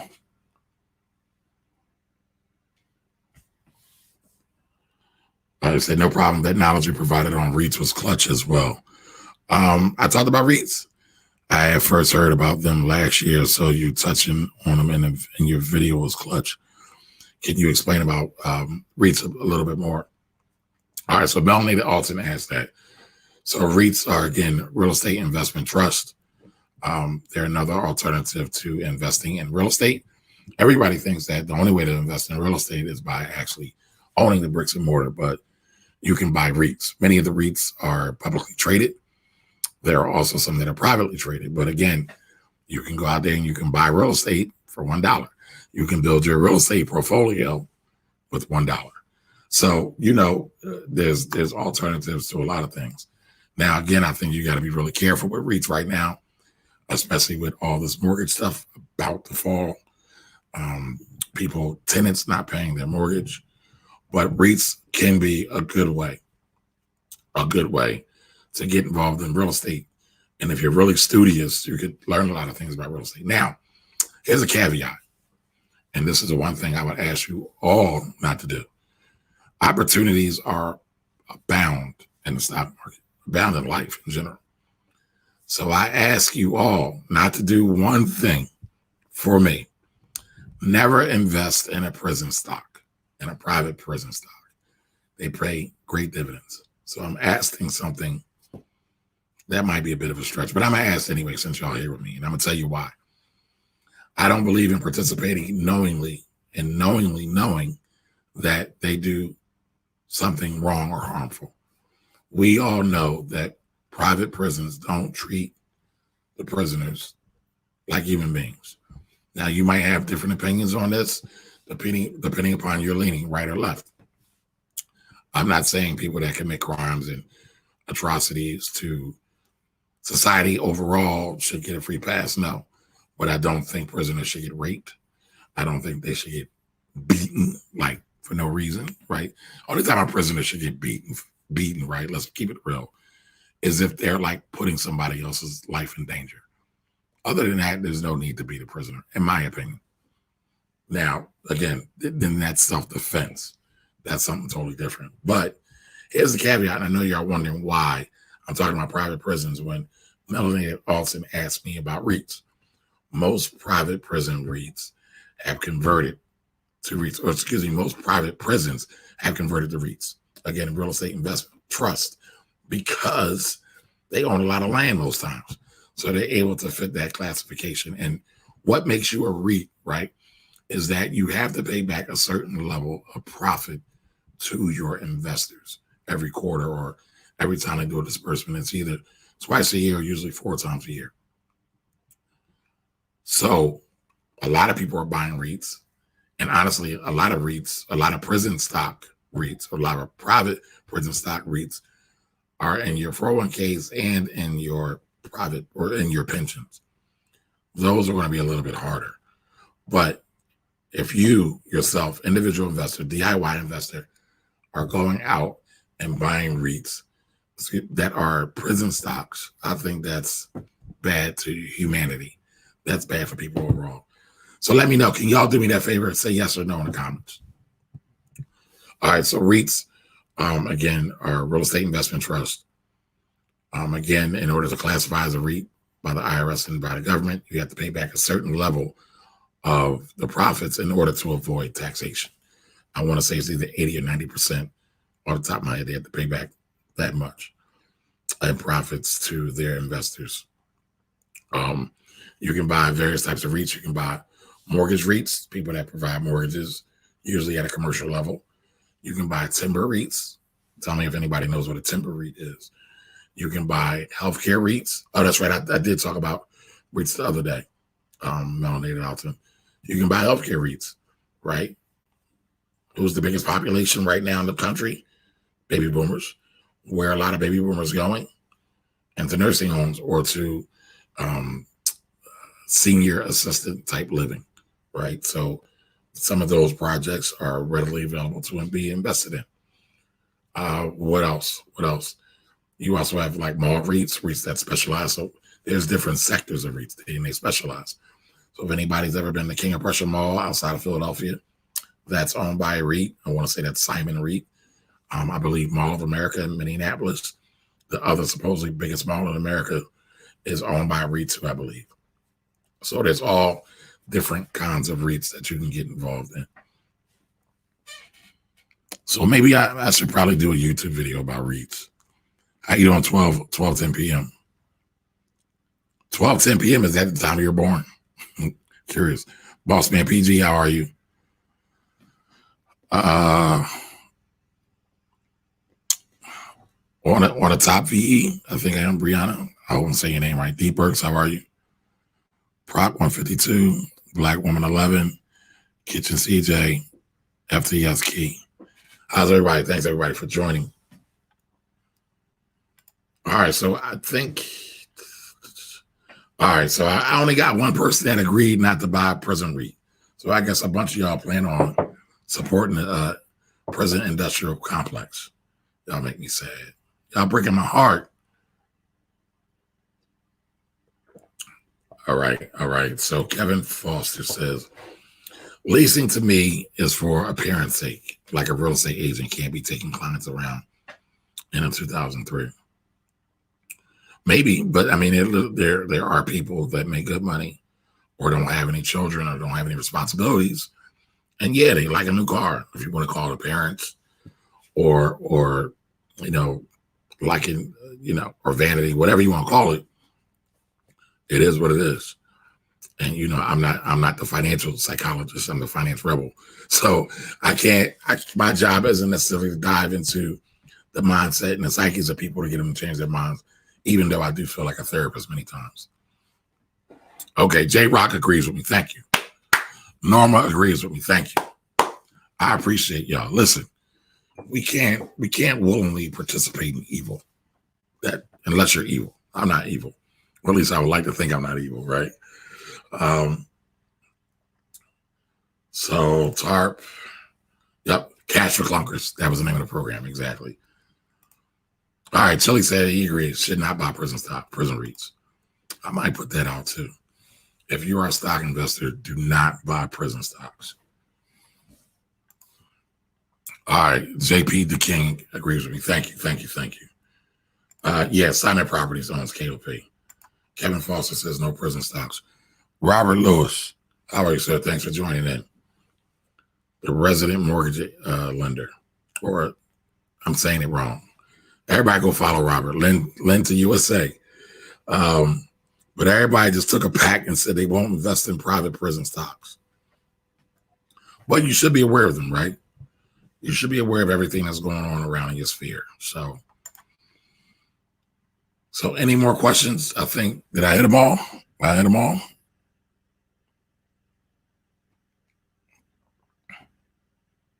I explain REITs, and I'll probably come back and I'll do a more detailed, maybe I'll do a more detailed YouTube version of REITs, because I do think REITs still present great opportunity, right?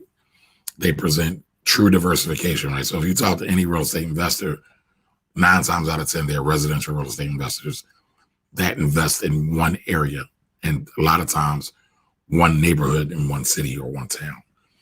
There's no diversification. So if something happens in that town or that city or that venue, that place, they're kind of up the creek without a paddle. So with REITs, you can buy into a lot of different things. You can buy into office buildings. You can buy into, like in my town in Philadelphia, we have a thing called 30th Street Station. 30th Street Station is not owned by the city. It's owned by a REIT. So, keep that in mind. Michelle, I hope I don't jack up your last name. Ruggiero. Let me know if I got it right. I apologize if I don't. So Michelle wants to know ways to invest in college for your son. How old is your son?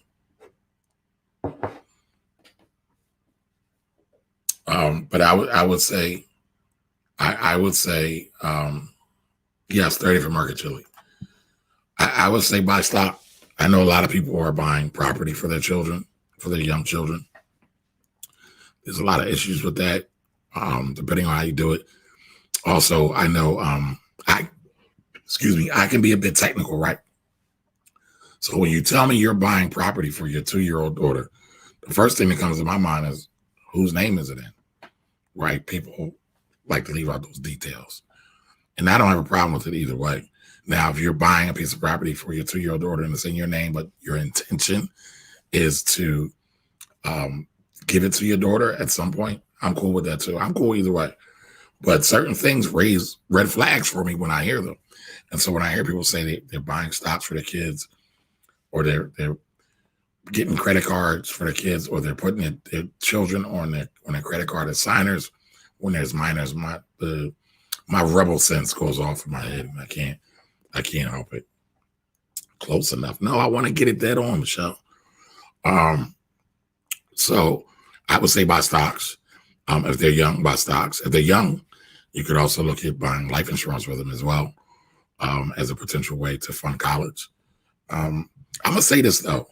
I think college is very important. I know there's this whole anti-college movement, but I think it's important for the right person, right? So to me, the best investment any of us can do for our children is get to really know our children and understand where they're God-given. And if you don't believe in God, you can say the universe or the higher power or whatever you believe in. But what their God-given abilities and talents are, really hone in on that. Because once you hone in on that, it becomes easy. And I say that from experience. I was a teenage parent. My son always wanted to go to trade school. So I always say this was kind of like my biggest mistake as a parent. He always wanted to go to trade school. I didn't let him go to trade school. I wanted him to go to regular school. I told him that I would have him, he could intern. I know plenty of people he can intern with. And he bounces around a lot. His ideas are always changing. Now he's in his 20s and he's still changing ideas like every 5 minutes. And that's cool. That's what young people do. That's what I did. However, I feel like I would have been able to get him further along in life had I had him tap into using his hands and doing things. Now, I am the guy, though, that would be totally geeked about meeting a janitor who had a PhD. Again, I'm the guy who would be totally geeked by meeting the janitor who had a PhD, because I don't look at college as a way of making money. I look at college as a way of helping to refine your thought process. And right now, there's not really anything else that can replace college in terms of learning, like real learning, in terms of, so listen, Malcolm X was rare. And I bring up Malcolm X because Malcolm X was self-taught. But Malcolm X was also surrounded by a group of people in the Nation of Islam that was about raising their consciousness and their learning level, right? And so if you don't have a cohort, at least a cohort or a group of friends like that, it's really hard because iron sharpens iron, or diamonds cut diamonds. Only a diamond can cut a diamond. So if you're doing, social media learning or digital learning, that's cool. But I also think there's a big value of having a group of people around you that are learning. Now, again, it's only right for the people that it's right for. Everybody is not meant for college. But, and this is very nuanced, but I also think, at least in the community that I'm from, the Black community, that a lot of times we don't give enough emphasis to education and to college and to finding those children who are really bright lights, who could really do a lot. And that if they did go to college, it would present an opportunity that they never had before. But that's just my thing. That's just my thing. But yeah, so stocks, you can invest in stocks for college. I would say, you could do a lot of the stable blue chip stocks, the ones that have been around and have proven business models. A lot of times they're not going anywhere. I don't think Apple is going anywhere anytime soon. Warren Buffett said he thinks Apple is probably the best run company in the world. Best run company in the world. And, can't say that emphatically because of places like China and other places, but it's pretty close. It's pretty close. Their customer service is second to none. Their innovation and design is second to none. So they're definitely up there. So you can look at companies like that. I would also say, as if you are going to invest for your child's college, involve your child in that process. Let them know what you're buying. Let them know why you're buying it. Let them know how it works. It could be a dual learning process for both of you.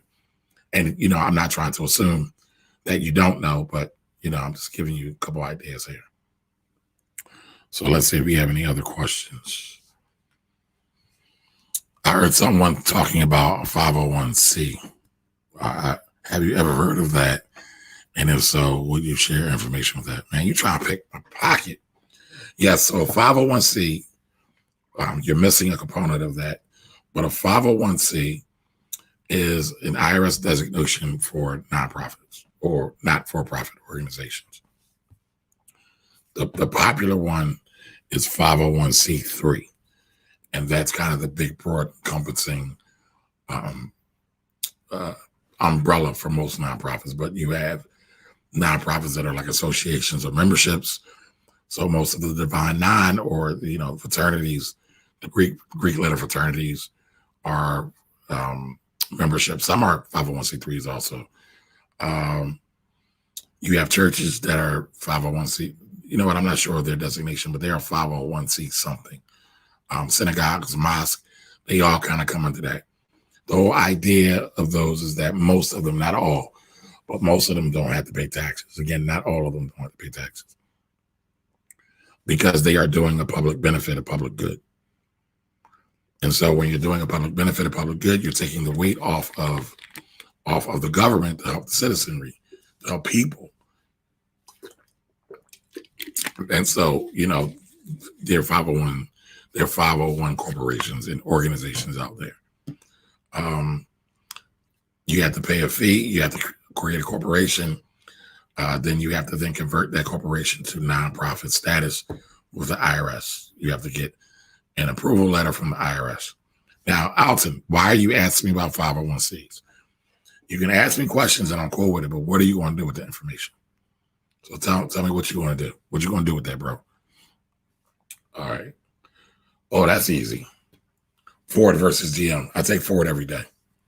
I think Ford is a better financially run company. If anybody remembers back in like 2008 when GM got built out, actually the entire car industry got built out. Ford didn't need the money. The government made them take the money. And if you remember,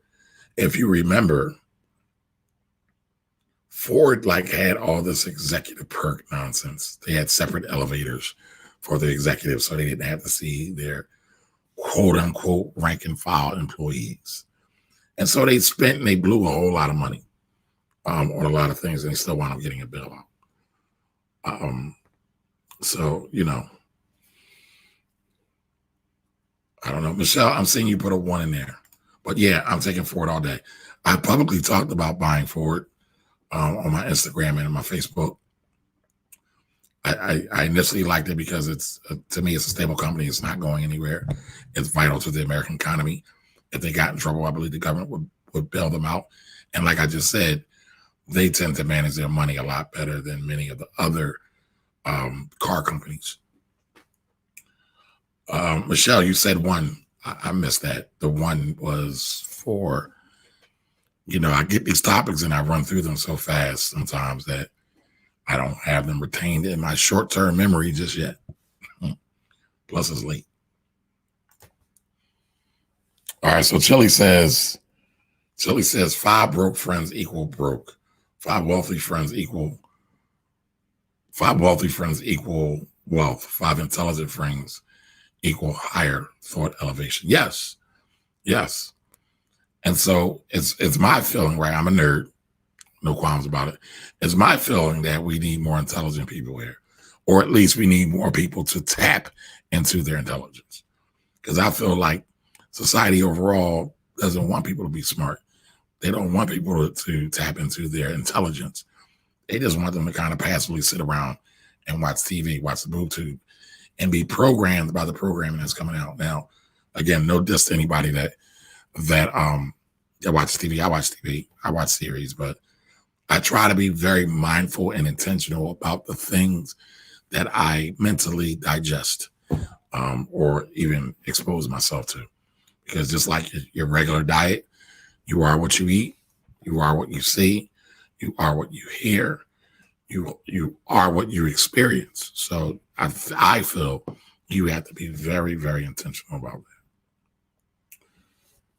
And I'm guessing Shelly said that in response to my commentary about colleges. Microsoft, good stock. Visa, you tell me. I like them both. I don't own either one, but I like them both. I don't think Microsoft's going anywhere. I don't think Visa's going anywhere. Visa has a great infrastructure. Microsoft has a great infrastructure. I don't think they're going anywhere. Hello, Ms. Karen. Welcome, welcome, welcome. I don't think either one of them are going anywhere. I'm not going to pull the chart up tonight because y'all know last time I did that, I freaked my my laptop out, and I think I might have to get a new laptop. It's starting to make these weird noises. So if I disappear for a couple of days, if I'm only going through my phone, that's what happened. Hey, Cheryl. Cheryl's my cash flow buddy. Anybody ever play Cash Flow 101? Me and Cheryl played together the last 2 times in the last week in my group, the Finance Rebel Academy. We've been playing Cash Flow. It's a great way to learn about money, make actual real decision-making processes, or think through real life decision-making processes. And I would encourage anybody to play that game, play it with your family, play it with your children. Gerald Martin, what's up, Gerald? How you doing? You're starting to become a regular around these parts. Are you familiar with Dogs of the Dow and the strategy behind it? How do you feel about the strategy? Dogs of the Dow has, it's fine. How do I feel about the strategy? It's okay. It's just like all these other strategies, right? Everybody tries to say that every strategy is bulletproof. There's no such thing as a bulletproof investment strategy. But I do think Dogs of the Dow, and I'll explain it in just a second. I do think Dogs of the Dow helps you understand investment a lot more. And so basically what Dogs of the Dow are is the worst performing stocks in the Dow Jones stock market, or the Dow Jones Exchange. Dow Jones Exchange is 30 companies, 30 of the biggest companies: Nike, Microsoft, Home Depot, GE wasn't there, but they got kicked out. 3M, I think Honeywell's in there, and various others, like the biggest of the biggest that are in the Dow 30. You hear people talk about the Dow every night when they talk about the stock market. They'll say the Dow's up 1,000%, or the Dow's up 2,000%, or the Dow's up 300%. So that's what they're talking about. And so the Dogs of the Dow is basically when you buy the worst performing stocks in the Dow Jones index. And then so you buy them. And so the theory is that when they're out of favor, they're out of favor when you buy them because they're losing.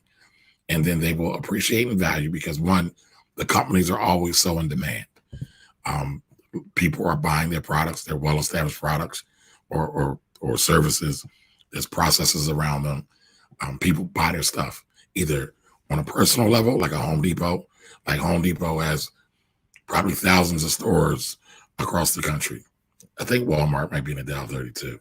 Like Walmart's in it. So do me a favor. Somebody let me know if Walmart's ticker symbol is WMT, is in the Dow Jones Industrial Average. But going back to Home Depot, I know Home Depot is definitely in there. They have stores all over the place. Most times, most people's first choice when it comes to hardware, sheetrock, timber. By the way, nobody answered my question. Do they know what a timber read is? People are going to Home Depot.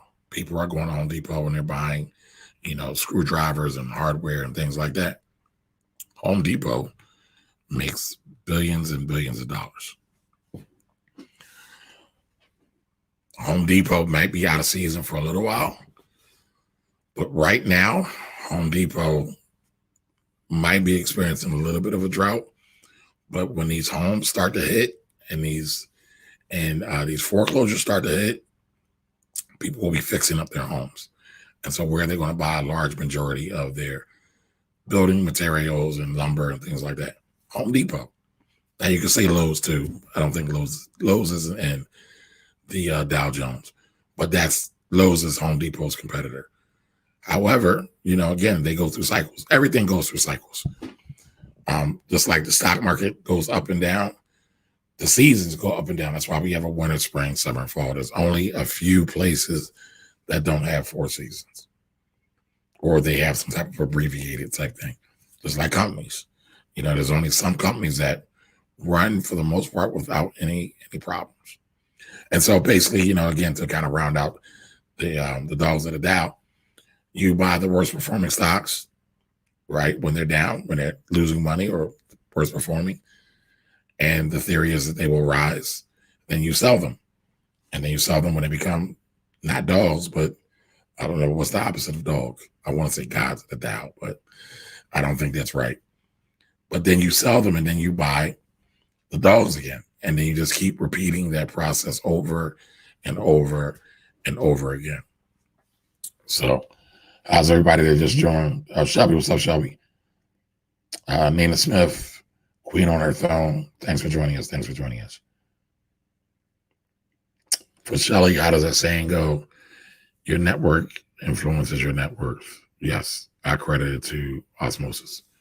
Yeah, osmosis in relationships, right? So Warren Buffett hangs out with Bill Gates all the time. Is it any, dang, I am forgetting words tonight. Is it any occurrence or do you find it interesting that Bill Gates and Warren Buffett hang together a lot?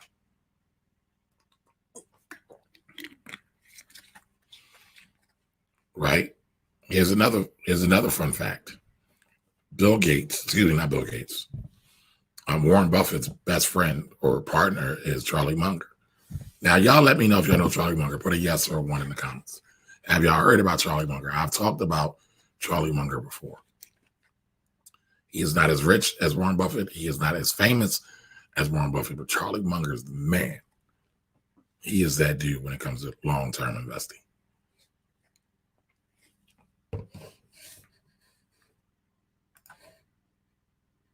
Hold on. Okay, Chili, you own both V and Microsoft. You need to acquire more. I second that emotion. Channeling my Smokey Robinson. Read Cash Flow Quadrant. Chili, I would say yes, read Cash Flow Quadrant, but read Rich Dad Poor Dad first. By the way, I have a video coming out about Robert Kiyosaki very soon. You'll probably all find it interesting. Yes, join the next game. So it's only 6 people to the game. So inside the Finance Rebel Academy, it's a free group on Facebook. Just search it, Finance Rebel Academy on Facebook. There's 3 questions. You got to answer the questions. And I'll let you in. I try to keep the trolls out. I try my best. There's no selling. There's no self-promotion except for on certain days. I have a strict rule about that. But yeah, come on in. Register at Rich Dad. Check what come out on the next game. Yeah, I'm trying to figure out the next game. We're about to do like some roundtable talks in the group soon. Oh, Gerald, my pleasure. Thanks always, great info. How does one get invited? Oh, I didn't see this. Like I said, Finance Rebel Academy on Facebook. Just search that. Come on in.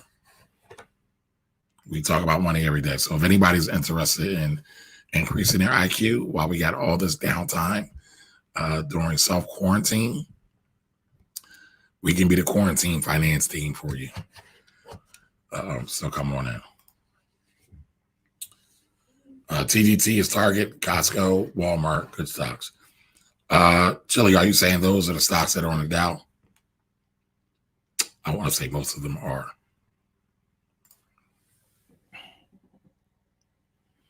So Melanie Ultimate over on IG says, for Shelly, how does it saying? Oh, I read that already. Oops.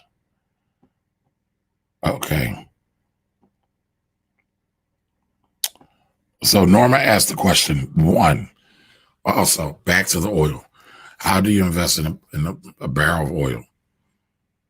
Do you have to buy stock in a company or what? The best way to probably invest in oil is to buy stock in a company. There's a couple other ways to do it. You can actually buy a barrel of oil through the futures market, or you can use what's called an ETF. And I just told you I'm overly technical, so they throw everything in an ETF. They're actually ETPs, exchange traded products. And I want to say the ticker symbol for that is USO. It's either USO or USL. That's probably your best way to do it. Or to buy a stock company like an Exxon, a Chevron, a BP, or something like that. That if you wanted to get exposure to the oil markets. Vegan Rena, how are you? Welcome. Everybody go to follow Vegan Rena.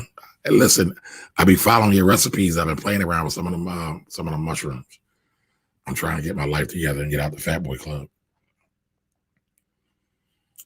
Now, I want to talk, Norma, I want you to think about something with oil, though. Oil is going to be under a lot of pressure with new alternatives coming online. The Teslas of the world, solar energy, things like that. I don't think oil, and I don't think this is going to happen anytime soon, but I don't think oil companies are going to be as dominant as they used to. They're starting to fade to black. They still have great dividends right now. Our cars going to continue to run on oil. Are we still going to have a need for oil going forward? Yes. But just like when TV came in, everybody listened to the radio, and then radio kind of faded to black. It was still around, but it's just not as prominent and not as powerful. So just keep that in mind. JP the King. So I don't know why the barrel. Why was it funny to you? Why was it funny? Brandon, aren't you in investments or in finance some kind of way? Oh, you already be knowing. You answering the questions you already know about. So listen, Norma asked me about oil, the best way to invest in oil. She already got it. All right, I like that though. So congratulations. Yes, I got some USO. I was just wondering if there was another way. Yeah, Norma, I would also look at USL. Because USO, they buy the futures contracts. And I won't get over technical with some of the janky things that happen to the contracts, especially now with a lot of volatility. But usually USL is a lot smoother. So it depends on what you're looking for. Just another option.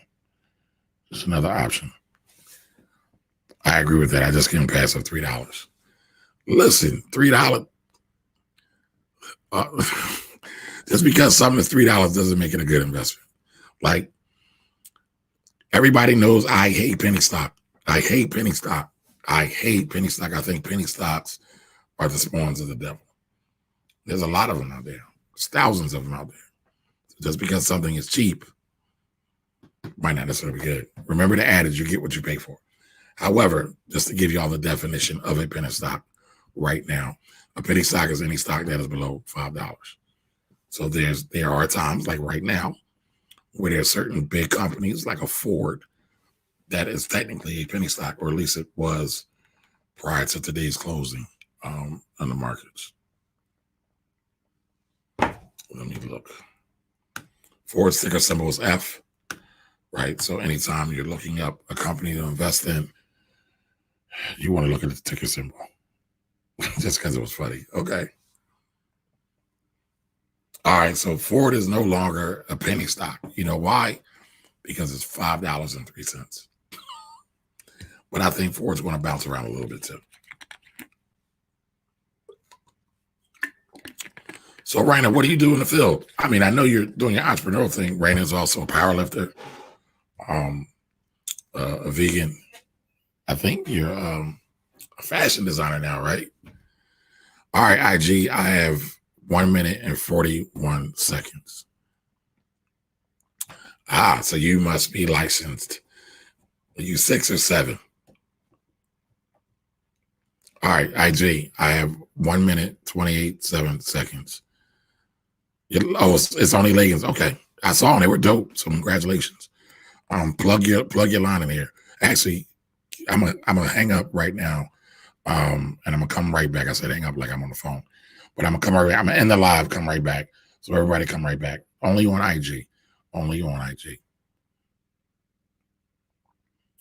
So I saw somebody post IG.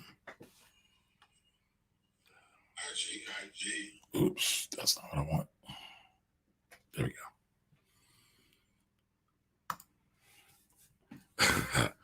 Don Johnson, snake oil salesman. Listen, oh wow. Don Johnson over on YouTube's got one of my favorite books in the whole wide world. If you have not read Black Titan, please read Black Titan. I read that book and I was thoroughly excited.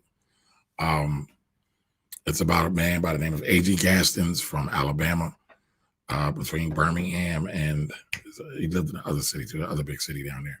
But it's a great book. It's about a black man who was able to become a billionaire during Jim Crow.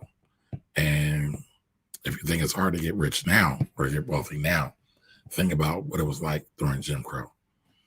And so Don Johnson is the man. I want y'all to think about that. I know most of my audience is black, right?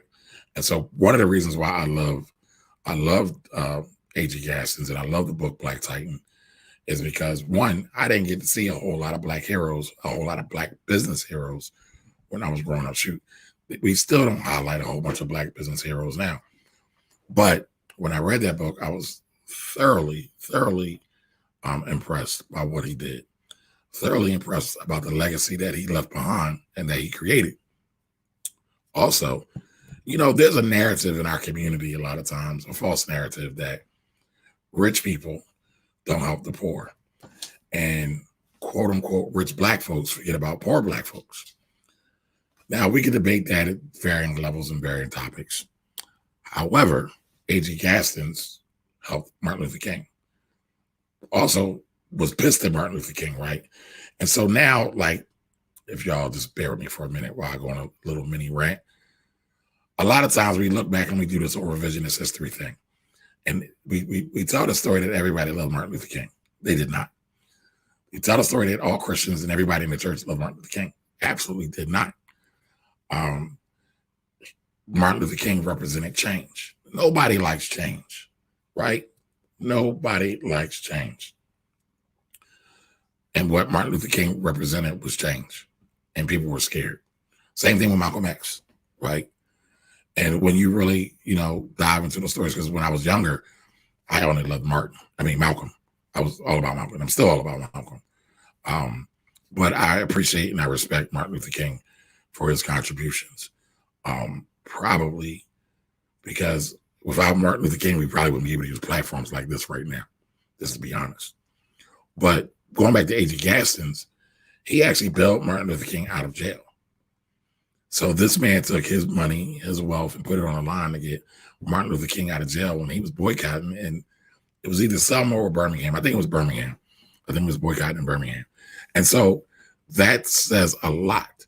And when you really do the research, right, and I've talked about this, like there's a book called Black Fortunes as well, but I can't think of the author's name, but I did a review on it. It's on my YouTube channel. Another great example of how black entrepreneurs who are successful and well-to-do never forgot about their community. And a lot of times, black entrepreneurs to this day still get a lot of pushback, still get dogged because they are perceived to not do enough. But when you really find out, oftentimes they really are. You just don't know about it. So I encourage everybody to read Black Titan. Vegan Rita, I would love to have a discussion with you because I know you about the people, but I would love to have a discussion with you about that. I think that would make it interesting live. Because I'll say this, I think a lot of times we look back on history with rose-colored glasses, and we can never truly put ourselves in their shoes. That's why I don't like judging ancestors and elders, because I think at best, you're going to have a skewed opinion.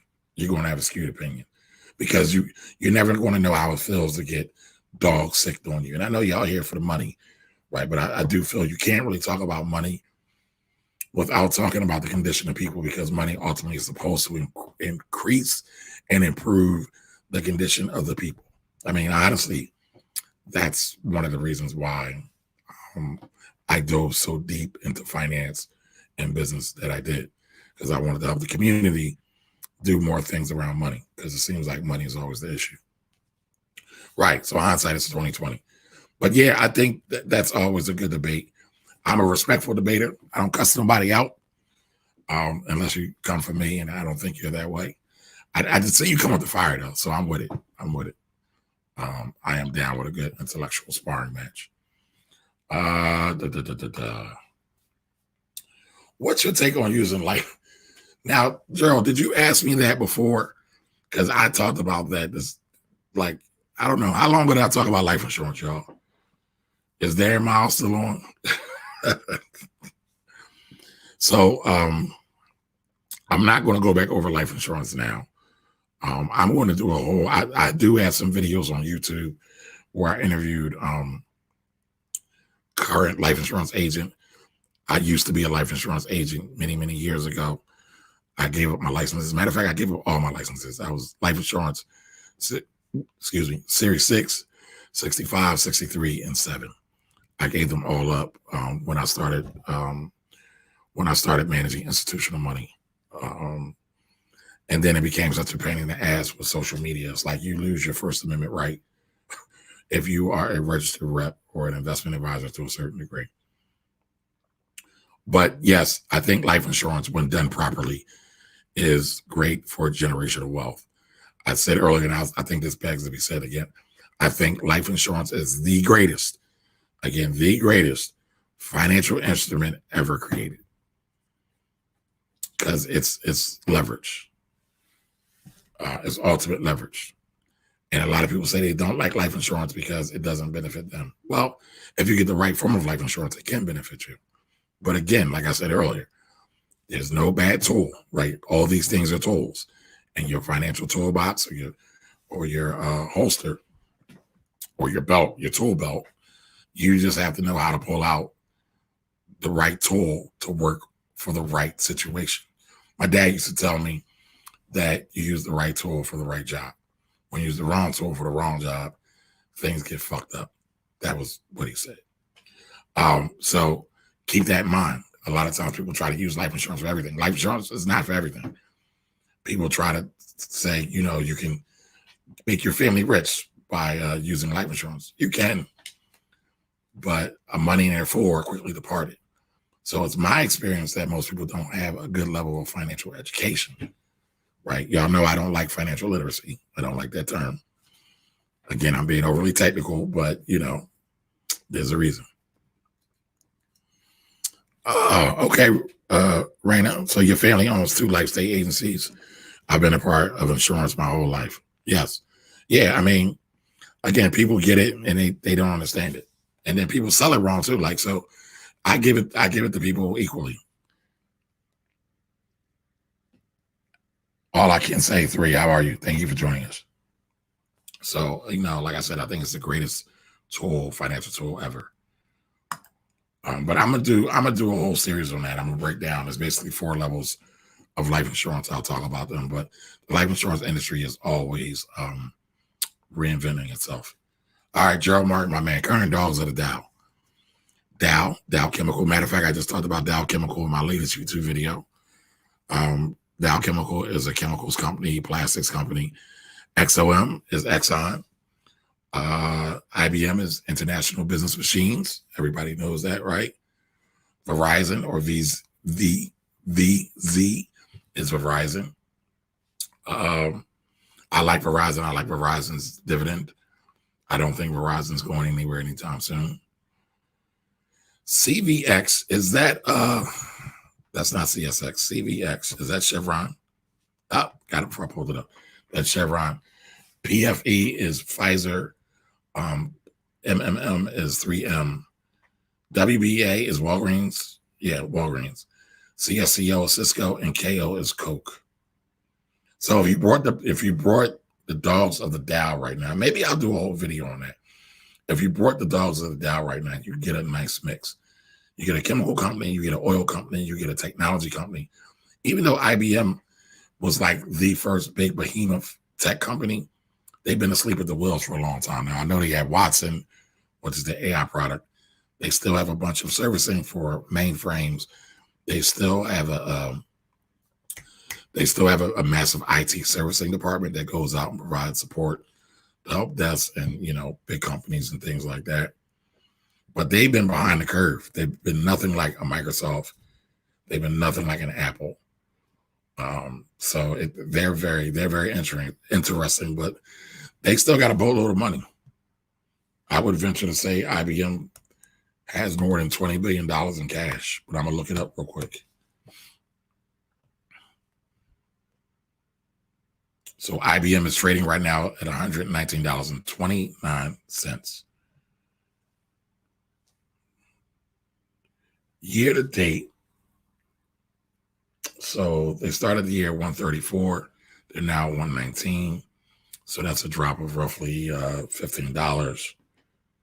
So what is that? 5%?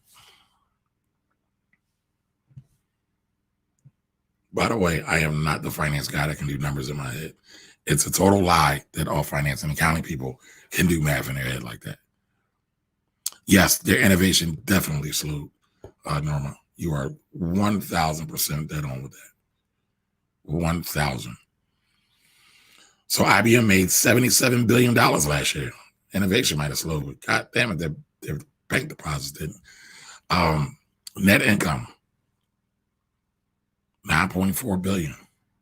Right. So remember, there's plenty of companies that make a whole lot of money, but the same thing Grandma said, Nana said, it ain't how much money you make, it's how much money you keep.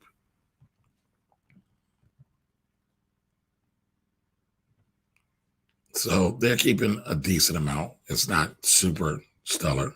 All right, I said I think IBM has $20 billion on hand. I was wrong in a big way. They have about $8.9 billion on hand right now. So that's cool. That's cool. They still got plenty of money. And I'm sure they've got great cash flow. And when I talk about cash flow, I'm talking about after all the bills are paid. So they have almost $12 billion a year in cash flow, free cash flow. What that means is after everything's paid, it's different than net income. I won't bore y'all with the formula. But basically they bring in about $1 billion every month, free and clear. It's all for them. Musa Noor, how are you? All Day Auto, how are you? I was just talking about auto and saying how more men should cater to women when it comes to auto and auto services. Hey, John, how you doing? Oh, it's your birthday. Happy birthday. Everybody say happy birthday to John. Happy birthday, John. I would break out the Stevie Wonder version. That's my favorite happy birthday version. That and 50 Cent, right? Cheryl Lester Phillips says true. I'm not sure what you're saying true to. The Black Business Elite funded the Civil Rights Movement. The Black Business Elite funded the Civil Rights Movement. The Jewish community also came in with a big chunk of cash for the civil rights community. Remember, the NAACP, I don't want to say this because I don't feel like arguing, but I'll say this. The NAACP is not a Black-only organization. Yes, W.E.B. Du Bois founded it. Yes, Ida B. Wells helped to found it. But it was not solely for Blacks. It's the National Association of Colored People. And that is a broad spectrum. Oh,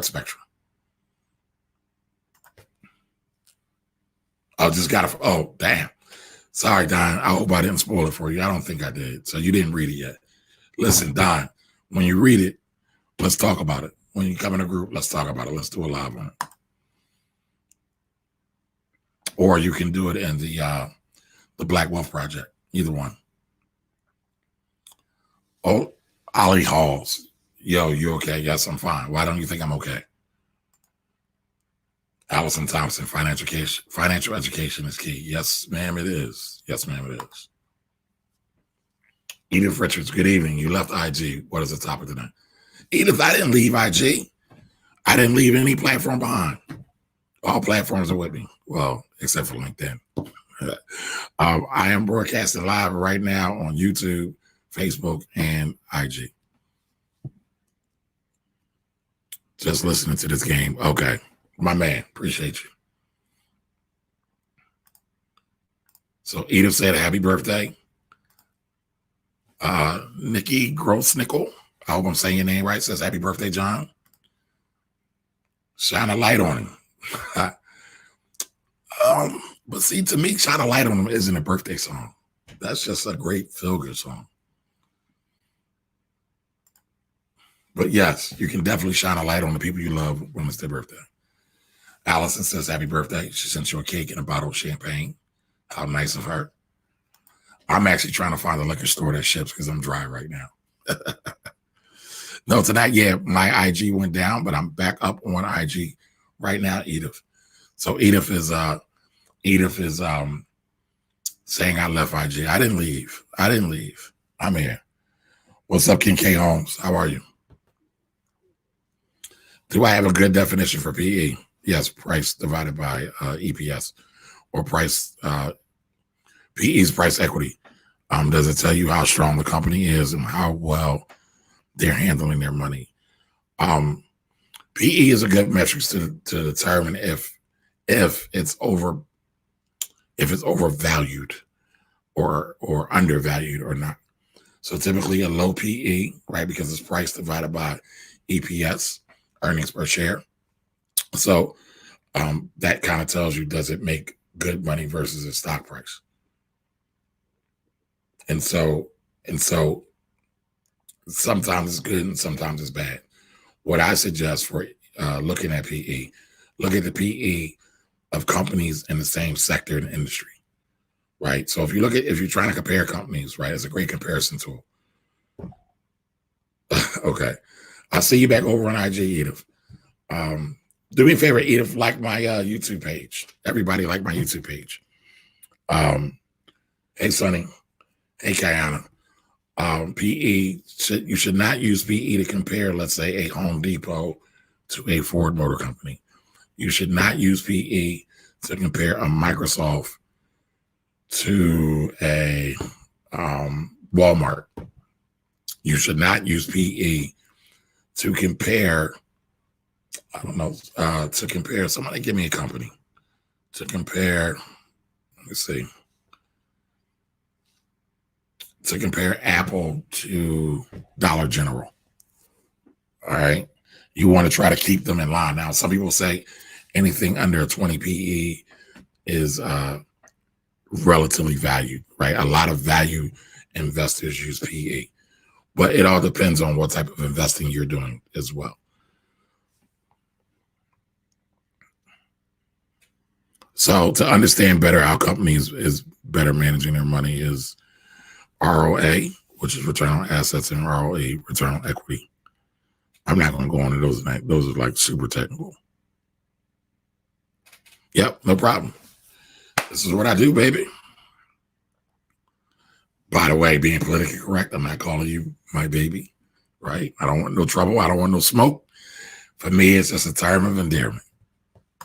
And I'm realizing as I get older, I have to check myself because, I'm never trying to be offensive to anyone.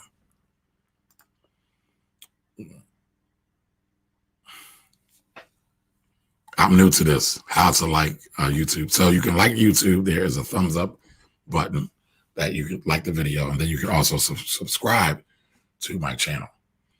And so the one ask I've been asking everyone, right? The one thing I've been asking everyone is I'm looking to grow my YouTube. I'm like 30 subscribers away from 2,000. YouTube is a slow burn. It's a slow burn. But I'm asking everyone to go over to my YouTube channel and subscribe. It's youtube.com/Kamari Ellis. youtube.com/Kamari Ellis. Trace Natch, how are you? Didn't I see Sonny? Hey, Sonny, did I speak to you already? I'm not sure.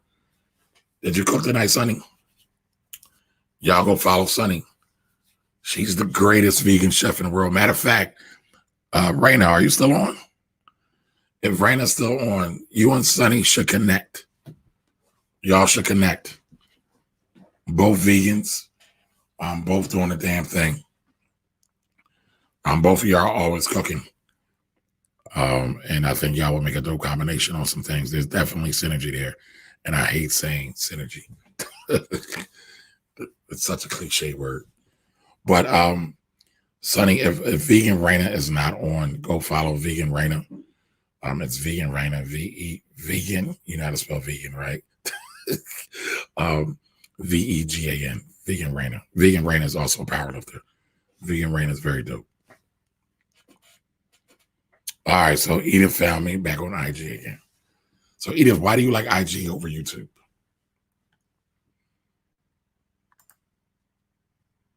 All right, any other questions? I still have not eaten dinner yet. Is it eaten or is it eaten? All right, Moose is going back to YouTube. Do you like, all right, so Gerald Martin asked, do you like any stocks that produce product services such as ventilators, vaccines that try to combat or solve COVID-19? No, I mean, well, yes, I like Ford, right? I thought about buying Ford. They're teaming up with 3M to do a whole bunch of masks and ventilators, right? I knew what you meant, Edith, when you said Virgin. You didn't have to clarify. So do you like any stocks? Yeah, so Ford, but I'm not really on the wave of trying to find the companies that are producing hand sanitizer, that are trying to find the companies that are producing the vaccines or the ventilators.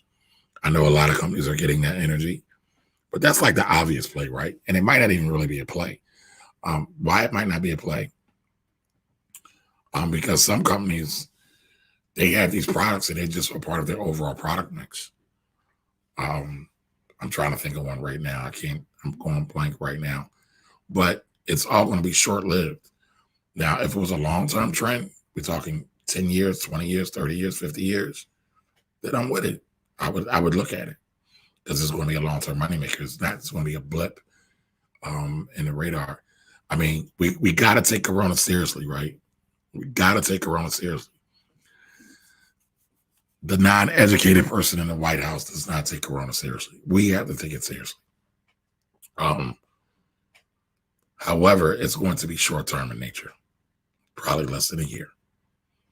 There's already companies saying they have their, matter of fact, Gilead, which is a pharmaceutical company, is creating 150,000 orders of this so-called vaccination that has not been cleared by the FDA just to give to the government because they believe that it will combat COVID-19. So, but that's short-lived. Look at everything else that Gilead makes money in, and I don't even think they're doing it. They're not doing it to make money per se, because it's not approved by the FDA. So I don't even know if the government's going to use it.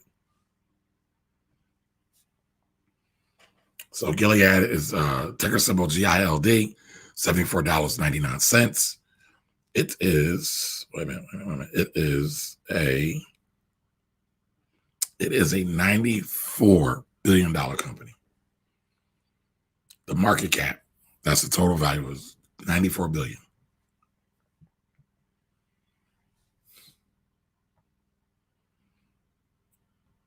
They make, so wait a minute. Last year they made $22 billion. So how many masks would it take to bring up or make $22 billion? It would be a lot. You probably have the market share. So no, I'm not looking at that. Now, if they do it and I think they're sexy, then that's just icing on the cake. So Edith says, I'm getting older and acting like my great aunts, everybody's baby. Yeah. My uncles, same thing. My old heads, everybody's baby. So, but I know a lot of women, a lot of ladies, they don't like that. They feel it's patronizing. I get it. I usually look for the derivatives and play them versus the core.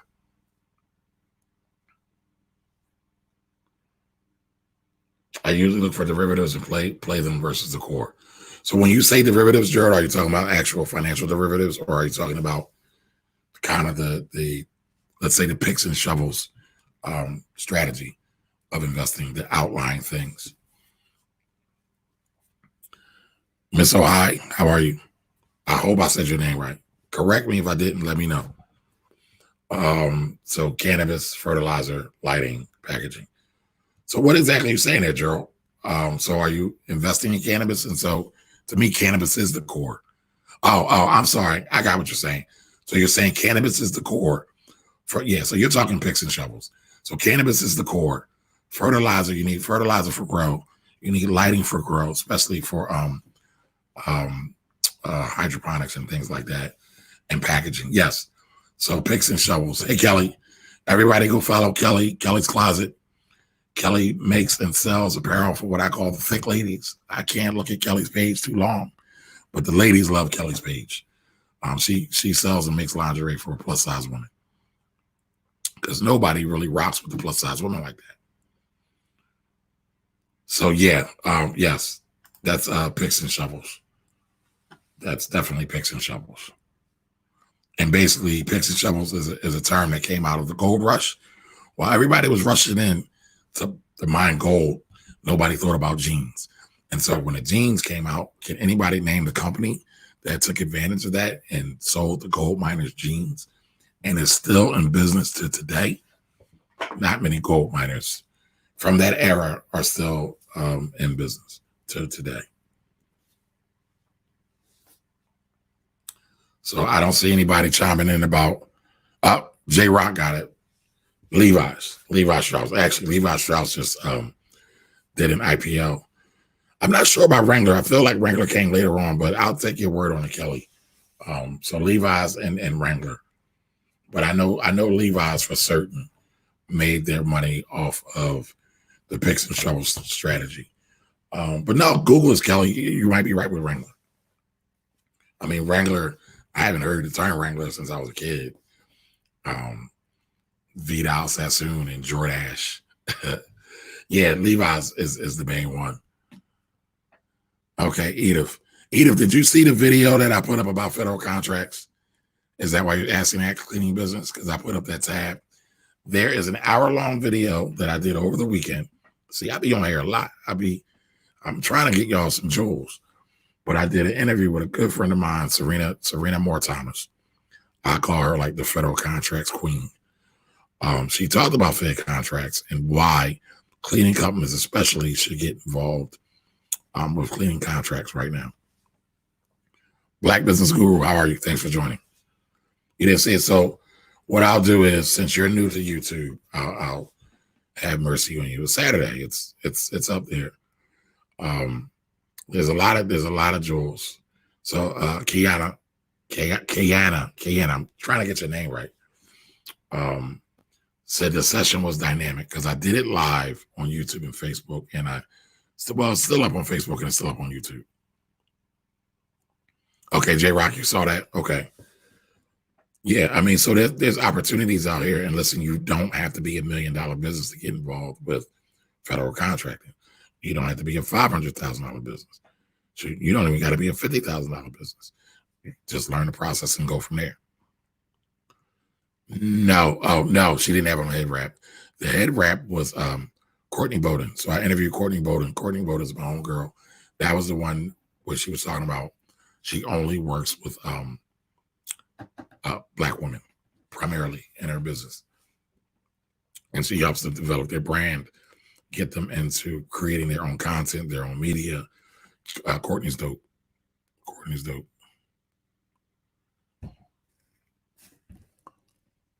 So Miss Ohio says she loved that live. Am I saying your name right? Please don't let me be up here disrespecting your name like that. All right, so Kiana said Levi's. Jamar Thomas said I think Wrangler came first. Jamar, are you J-Rock? You know, I'm starting to lose track of people's names, right? All I know is handles. So is it Levi's? Yeah, I think it's Levi's. I got it. All right, Miss Ohio. Okay. Going to watch that next. Yeah. So watch that. I think it's titled the $124 billion opportunity in federal contracts. So I think everybody will like it. When I started in radio, right, like I've always kind of had a thing for radio. I've interned at radio for free. Then I had an opportunity to be a co-host of a show. I was nervous as hell. I sucked in the beginning. But but I kind of fell in love with it. I actually fell in love with interviewing. So you'll probably see a lot more interviews from me now. I love the exchange of ideas. Oh, thank you, Cheryl. So, all right. So Cheryl just did me a huge solid. I appreciate you, Cheryl. She just subscribed with her other ID. So now instead of only needing 30, I only need 29 more people to get to 2,000. So hopefully I can get to 2,000, I don't know, in a week or so. It'll be great if I can get it this week. Matter of fact, yeah, y'all help me get to 2,000 by the end of the week. Invite your friends. Oh, no, I'm not J-Rock. Oh, okay. Yeah, Musa Nora on IG. I came over to you. Gotcha. Yeah, but I lose track of those. All right, Edith Richardson asks, any tips on LLCs? Any tips? They're not for everybody. Don't believe the hype of all these hype people, all these internet-based service providers that tell you to go get an LLC. You know what's funny? I got a lead new potential client that has some real estate, probably the first potential client, and they own, that I've seen in a while that have done this. They own real estate. They invest in real estate. They have rental. And they said they talked to their lawyer and they said it doesn't make sense for them to get an LLC. And I clapped. They said it just makes sense for you to go hold it in your personal name and get a huge umbrella policy, which is usually the same advice I give most people. But everybody likes to sound fancy. Everybody wants to be sexy when it comes to these LLCs and real estate. So, you know, I say if it makes sense to start an LLC, then do it. If you don't have the money and you kind of grind it from the bottom on your way to the top, to the TOP, most businesses you can start under your own Social Security.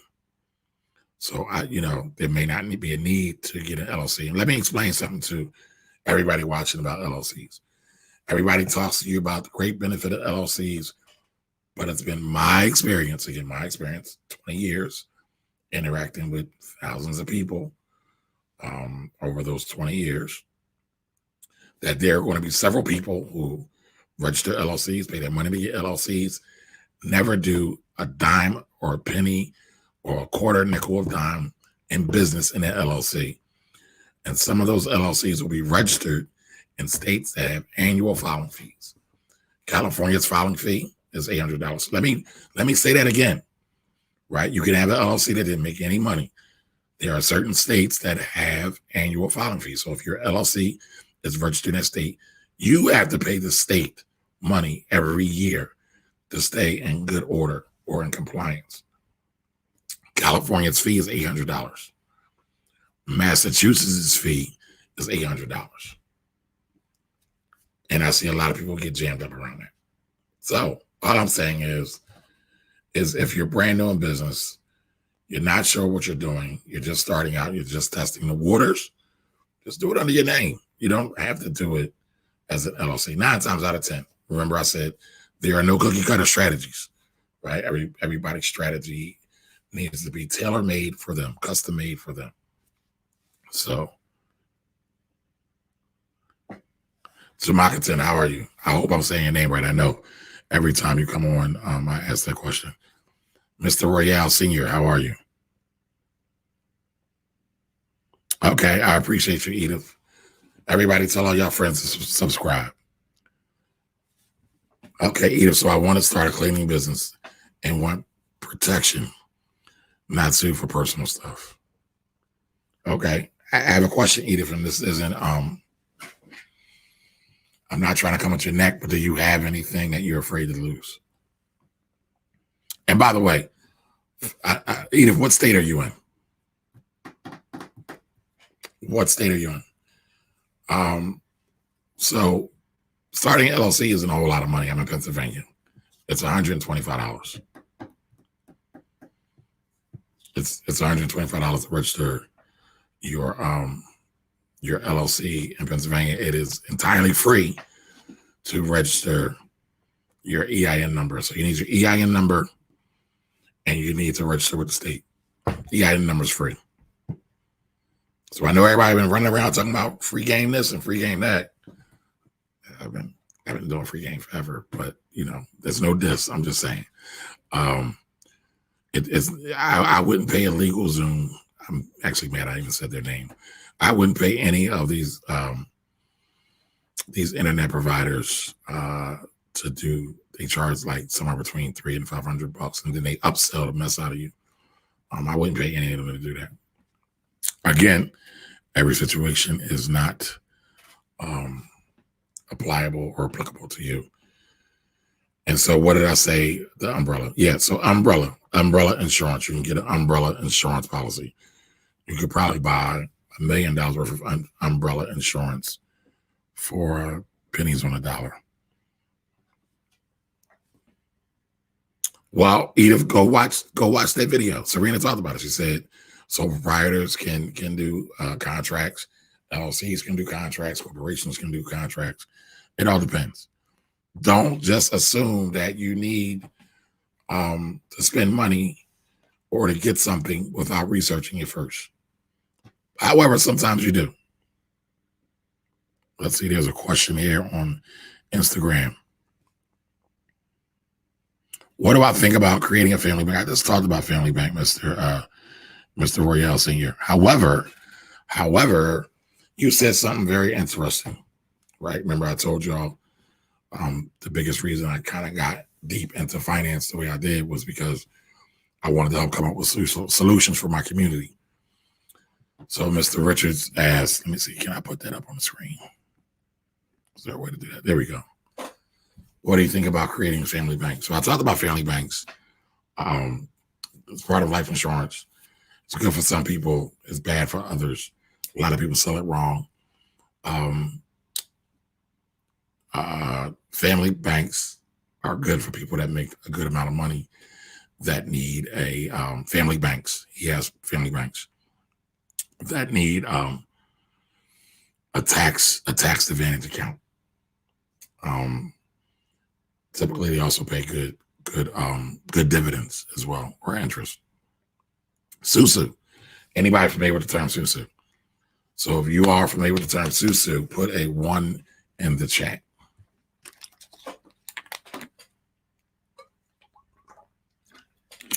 And I've been on almost 3 hours now. I must love y'all.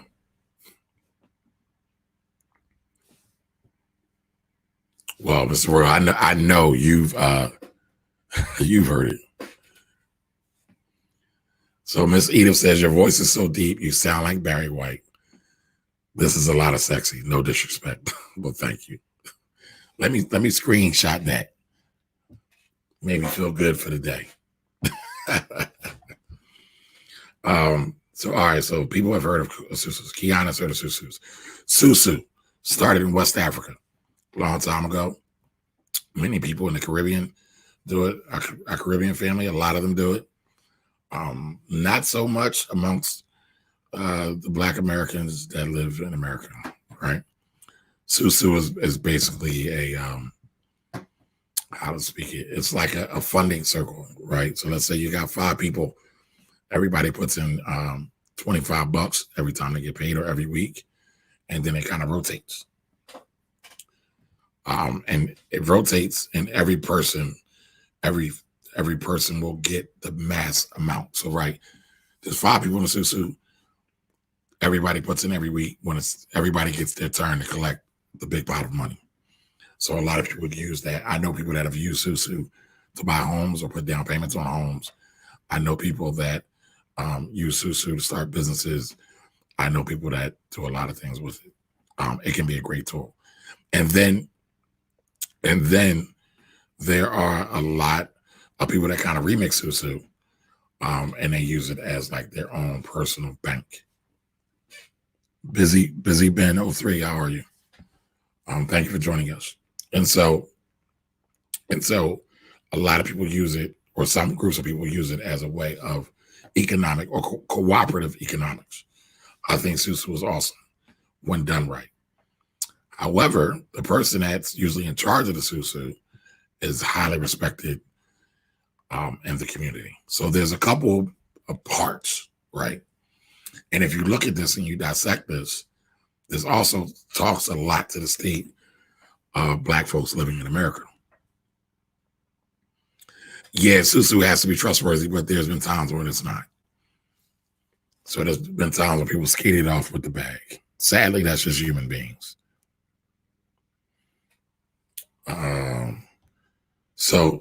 So again, it could be a great way to pull money. Some people will pull money, right, to just support other businesses, to support children buying homes, to support college. I mean, right, we talk about the college issue and the cost of college not being feasible or viable. But it's always been my thought that, listen, if y'all got, I don't know, let's say 20 people in a community, and this might not be practical for some, but y'all tell me if this is practical, if this is something that can be done. Y'all tell me.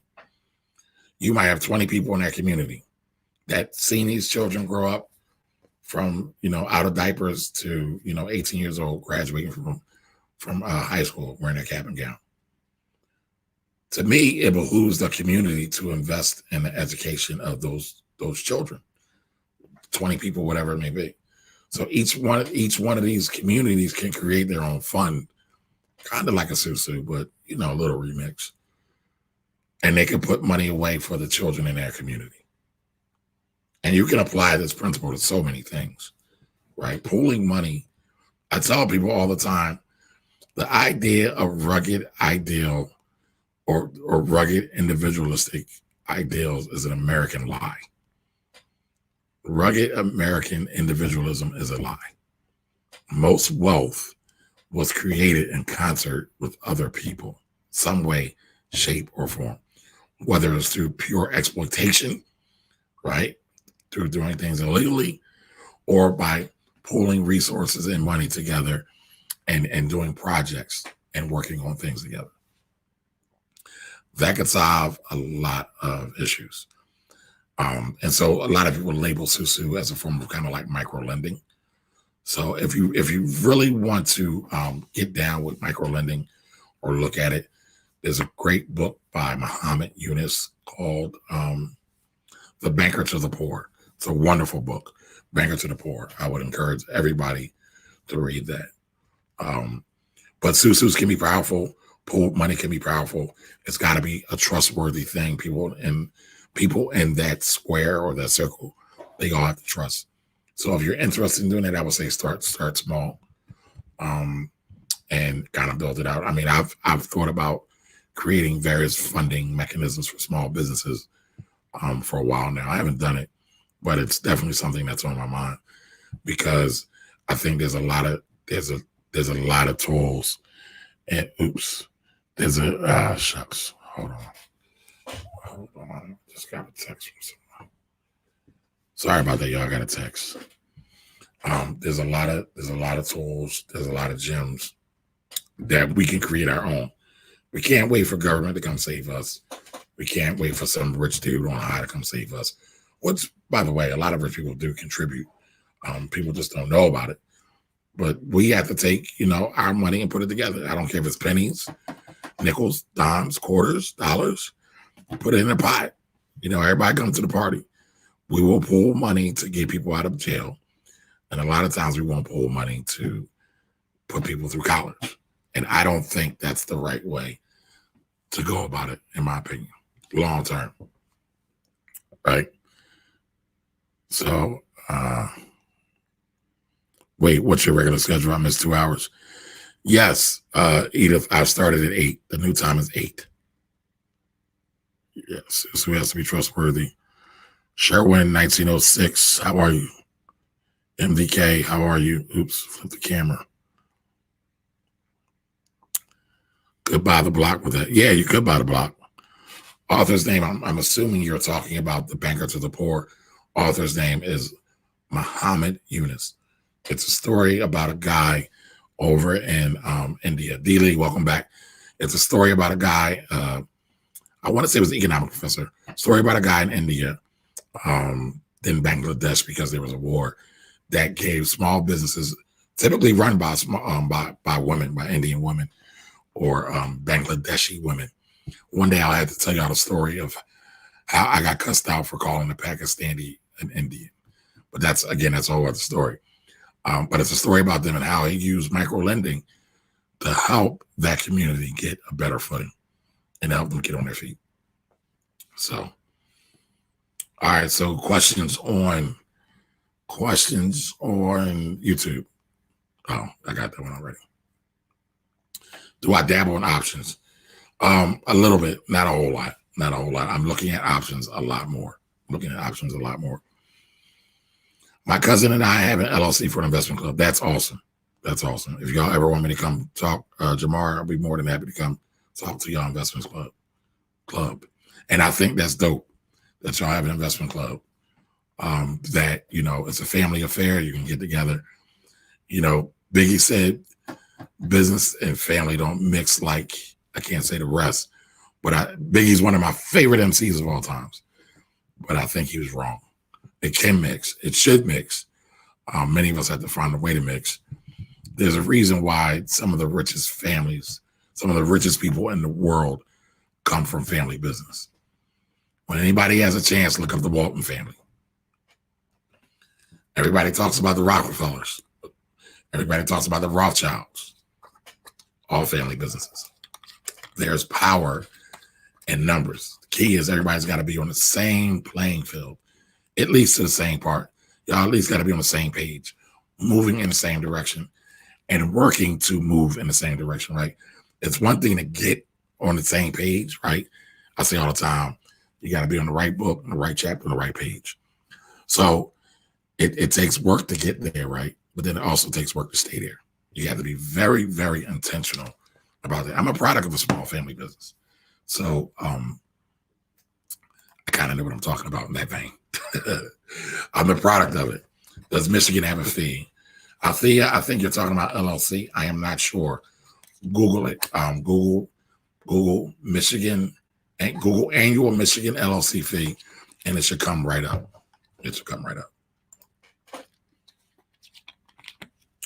All right, so Kevin's a great example here, right? Kevin has an LLC because Kevin does like IT security. Like when they talk about companies like Equifax getting hacked, Kevin's the guy that stops that. They should have hired Kevin. But he says he does LLC because my business is information security professional, carries risk to the client in case they sue me. That is true. Most business credit is built off of personal credit. Yes, ma'am. Yes, it is. A lot of people don't know that. So it makes sense to build your credit and pay down personal debt. Just open the business Amex using personal credit. What do you do, Kayana? What business are you in? By the way, congratulations for getting your Amex card.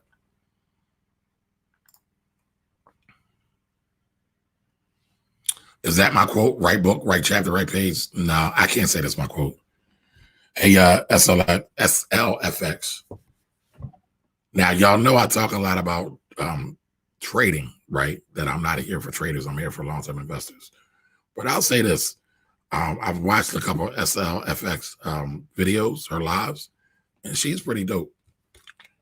She's not trying to get rich quick. Most trading people that I see are trying to get rich quick. Like I say, my particular calling is just to get people started investing. So I say start there, learn the markets, then get sexy, then get fancy. But I'm impressed by SLFX. So Allison Thompson, you said you came into it for the same reason. What reason? What are we talking about? We talked about a couple of things. Kiana, I'm guessing the one is for Susu. Oh, all right. Kiana, you are a part of a Susu. That's awesome. We might have to talk about that. Jamar Thomas says, my friend from Nigeria does that with his brothers. Yes, the native-born Africans, they do it a lot. Friend from Nigeria does it. But they move differently. Also, a lot of folks, especially a lot of folks from West Africa, like when there's weddings, they get down and they give their folks a lot of money. Like they set them up. Do you think personal finance should be mandatory curriculum in our school system at all levels since it's a life skill? Ah, man, I feel like I'm being set up. All right, listen. Nobody shoot arrows at me. It's cool, right? But I think we rely on the school system for too many things that should be taught in our homes, in our community. And since most of my audience is Black, right? I always wonder about this. And I'm not trying to go too deep. If we always have a problem with the system and with the man, why do we want the majority of our education done by the man? Why would we want them teaching us finance? Are they going to teach it like financial literacy? I talked about that earlier. How basically it's a tool, it's a marketing tool for the credit card industry and now the mortgage industry, right? We need financial education.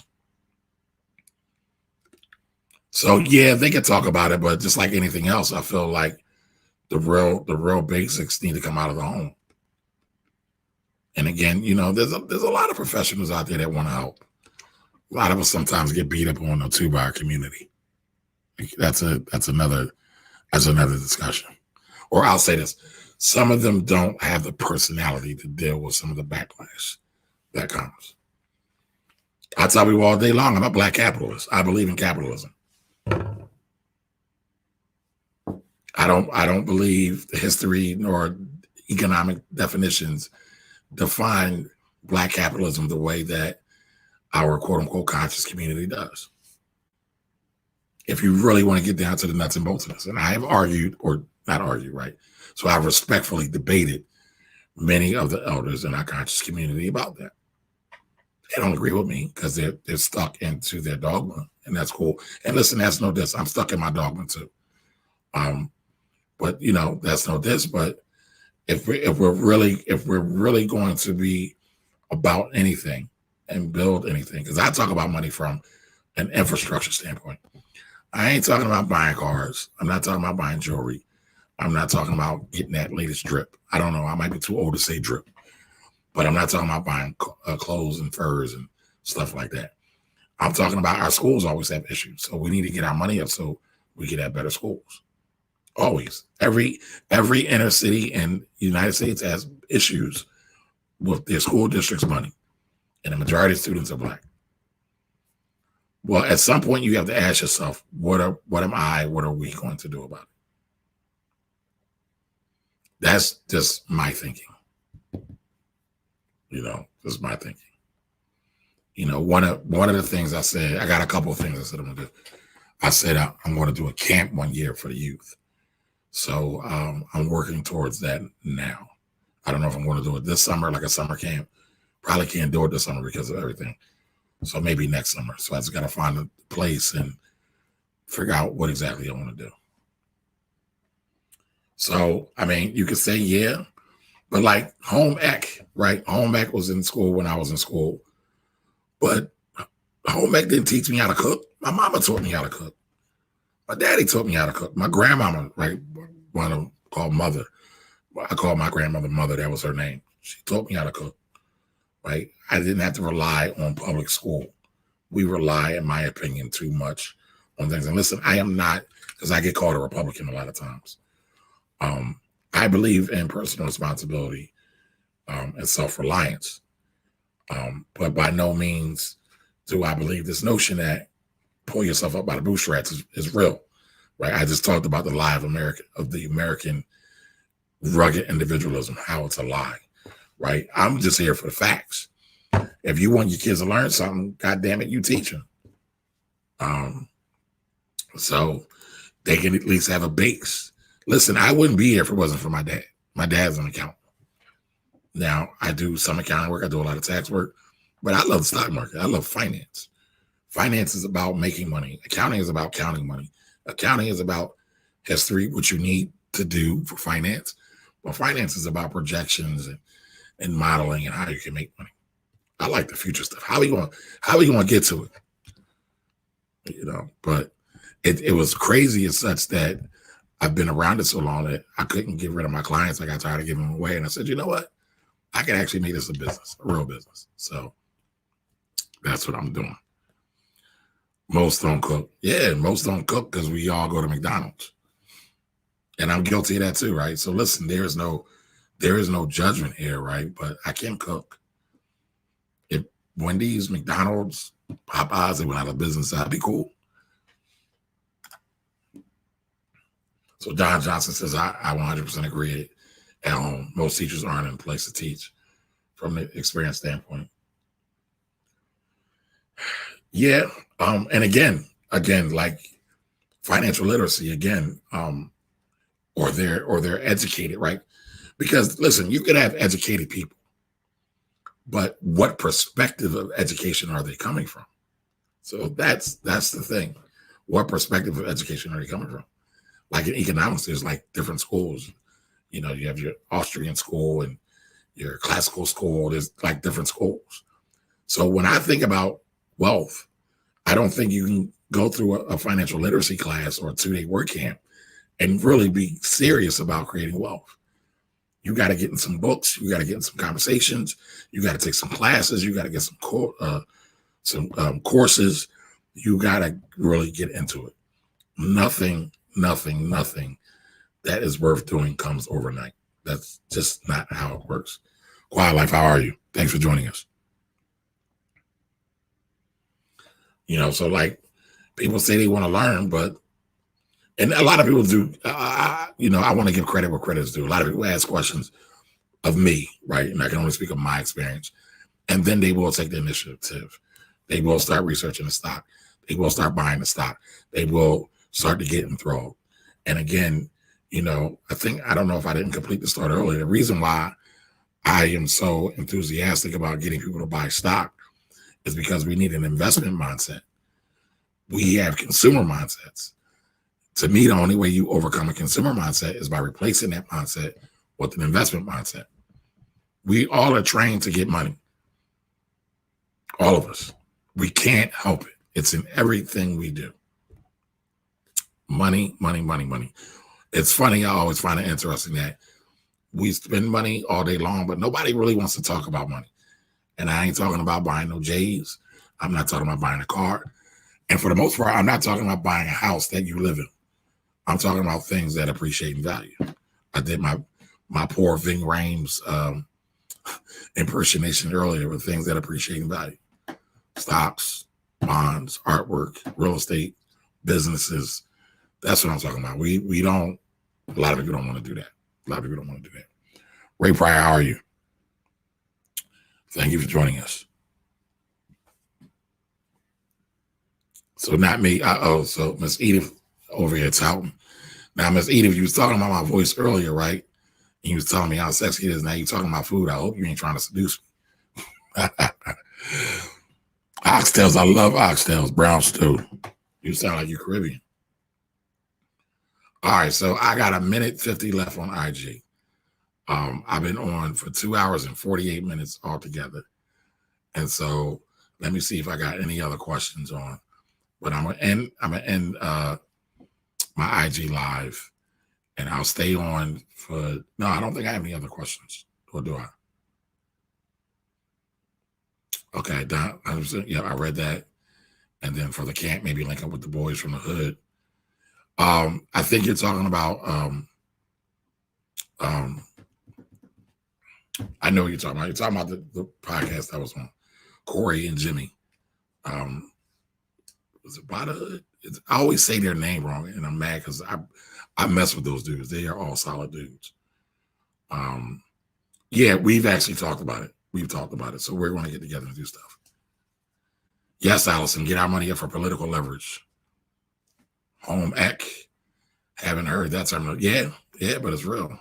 It's real. Orthodox Jewish communities teach Hebrew children every day, all day on Saturdays. Yes, we should teach our children. And yep, I had an idea for Saturday school a long time ago. Maybe one day. I'll be busy though, so it's trying to balance life and all the other pursuits I want to get after. But yes, but Hebrews and Orthodox Jews have a culture. A lot of reasons why people get wealthy is because of their culture. So I'm gonna leave it at that, and I'm gonna call it a night. Y'all let me know what y'all think about what y'all think about that last statement I just said. And I'll be back next time. Y'all all have a great night. So long. Bye-bye.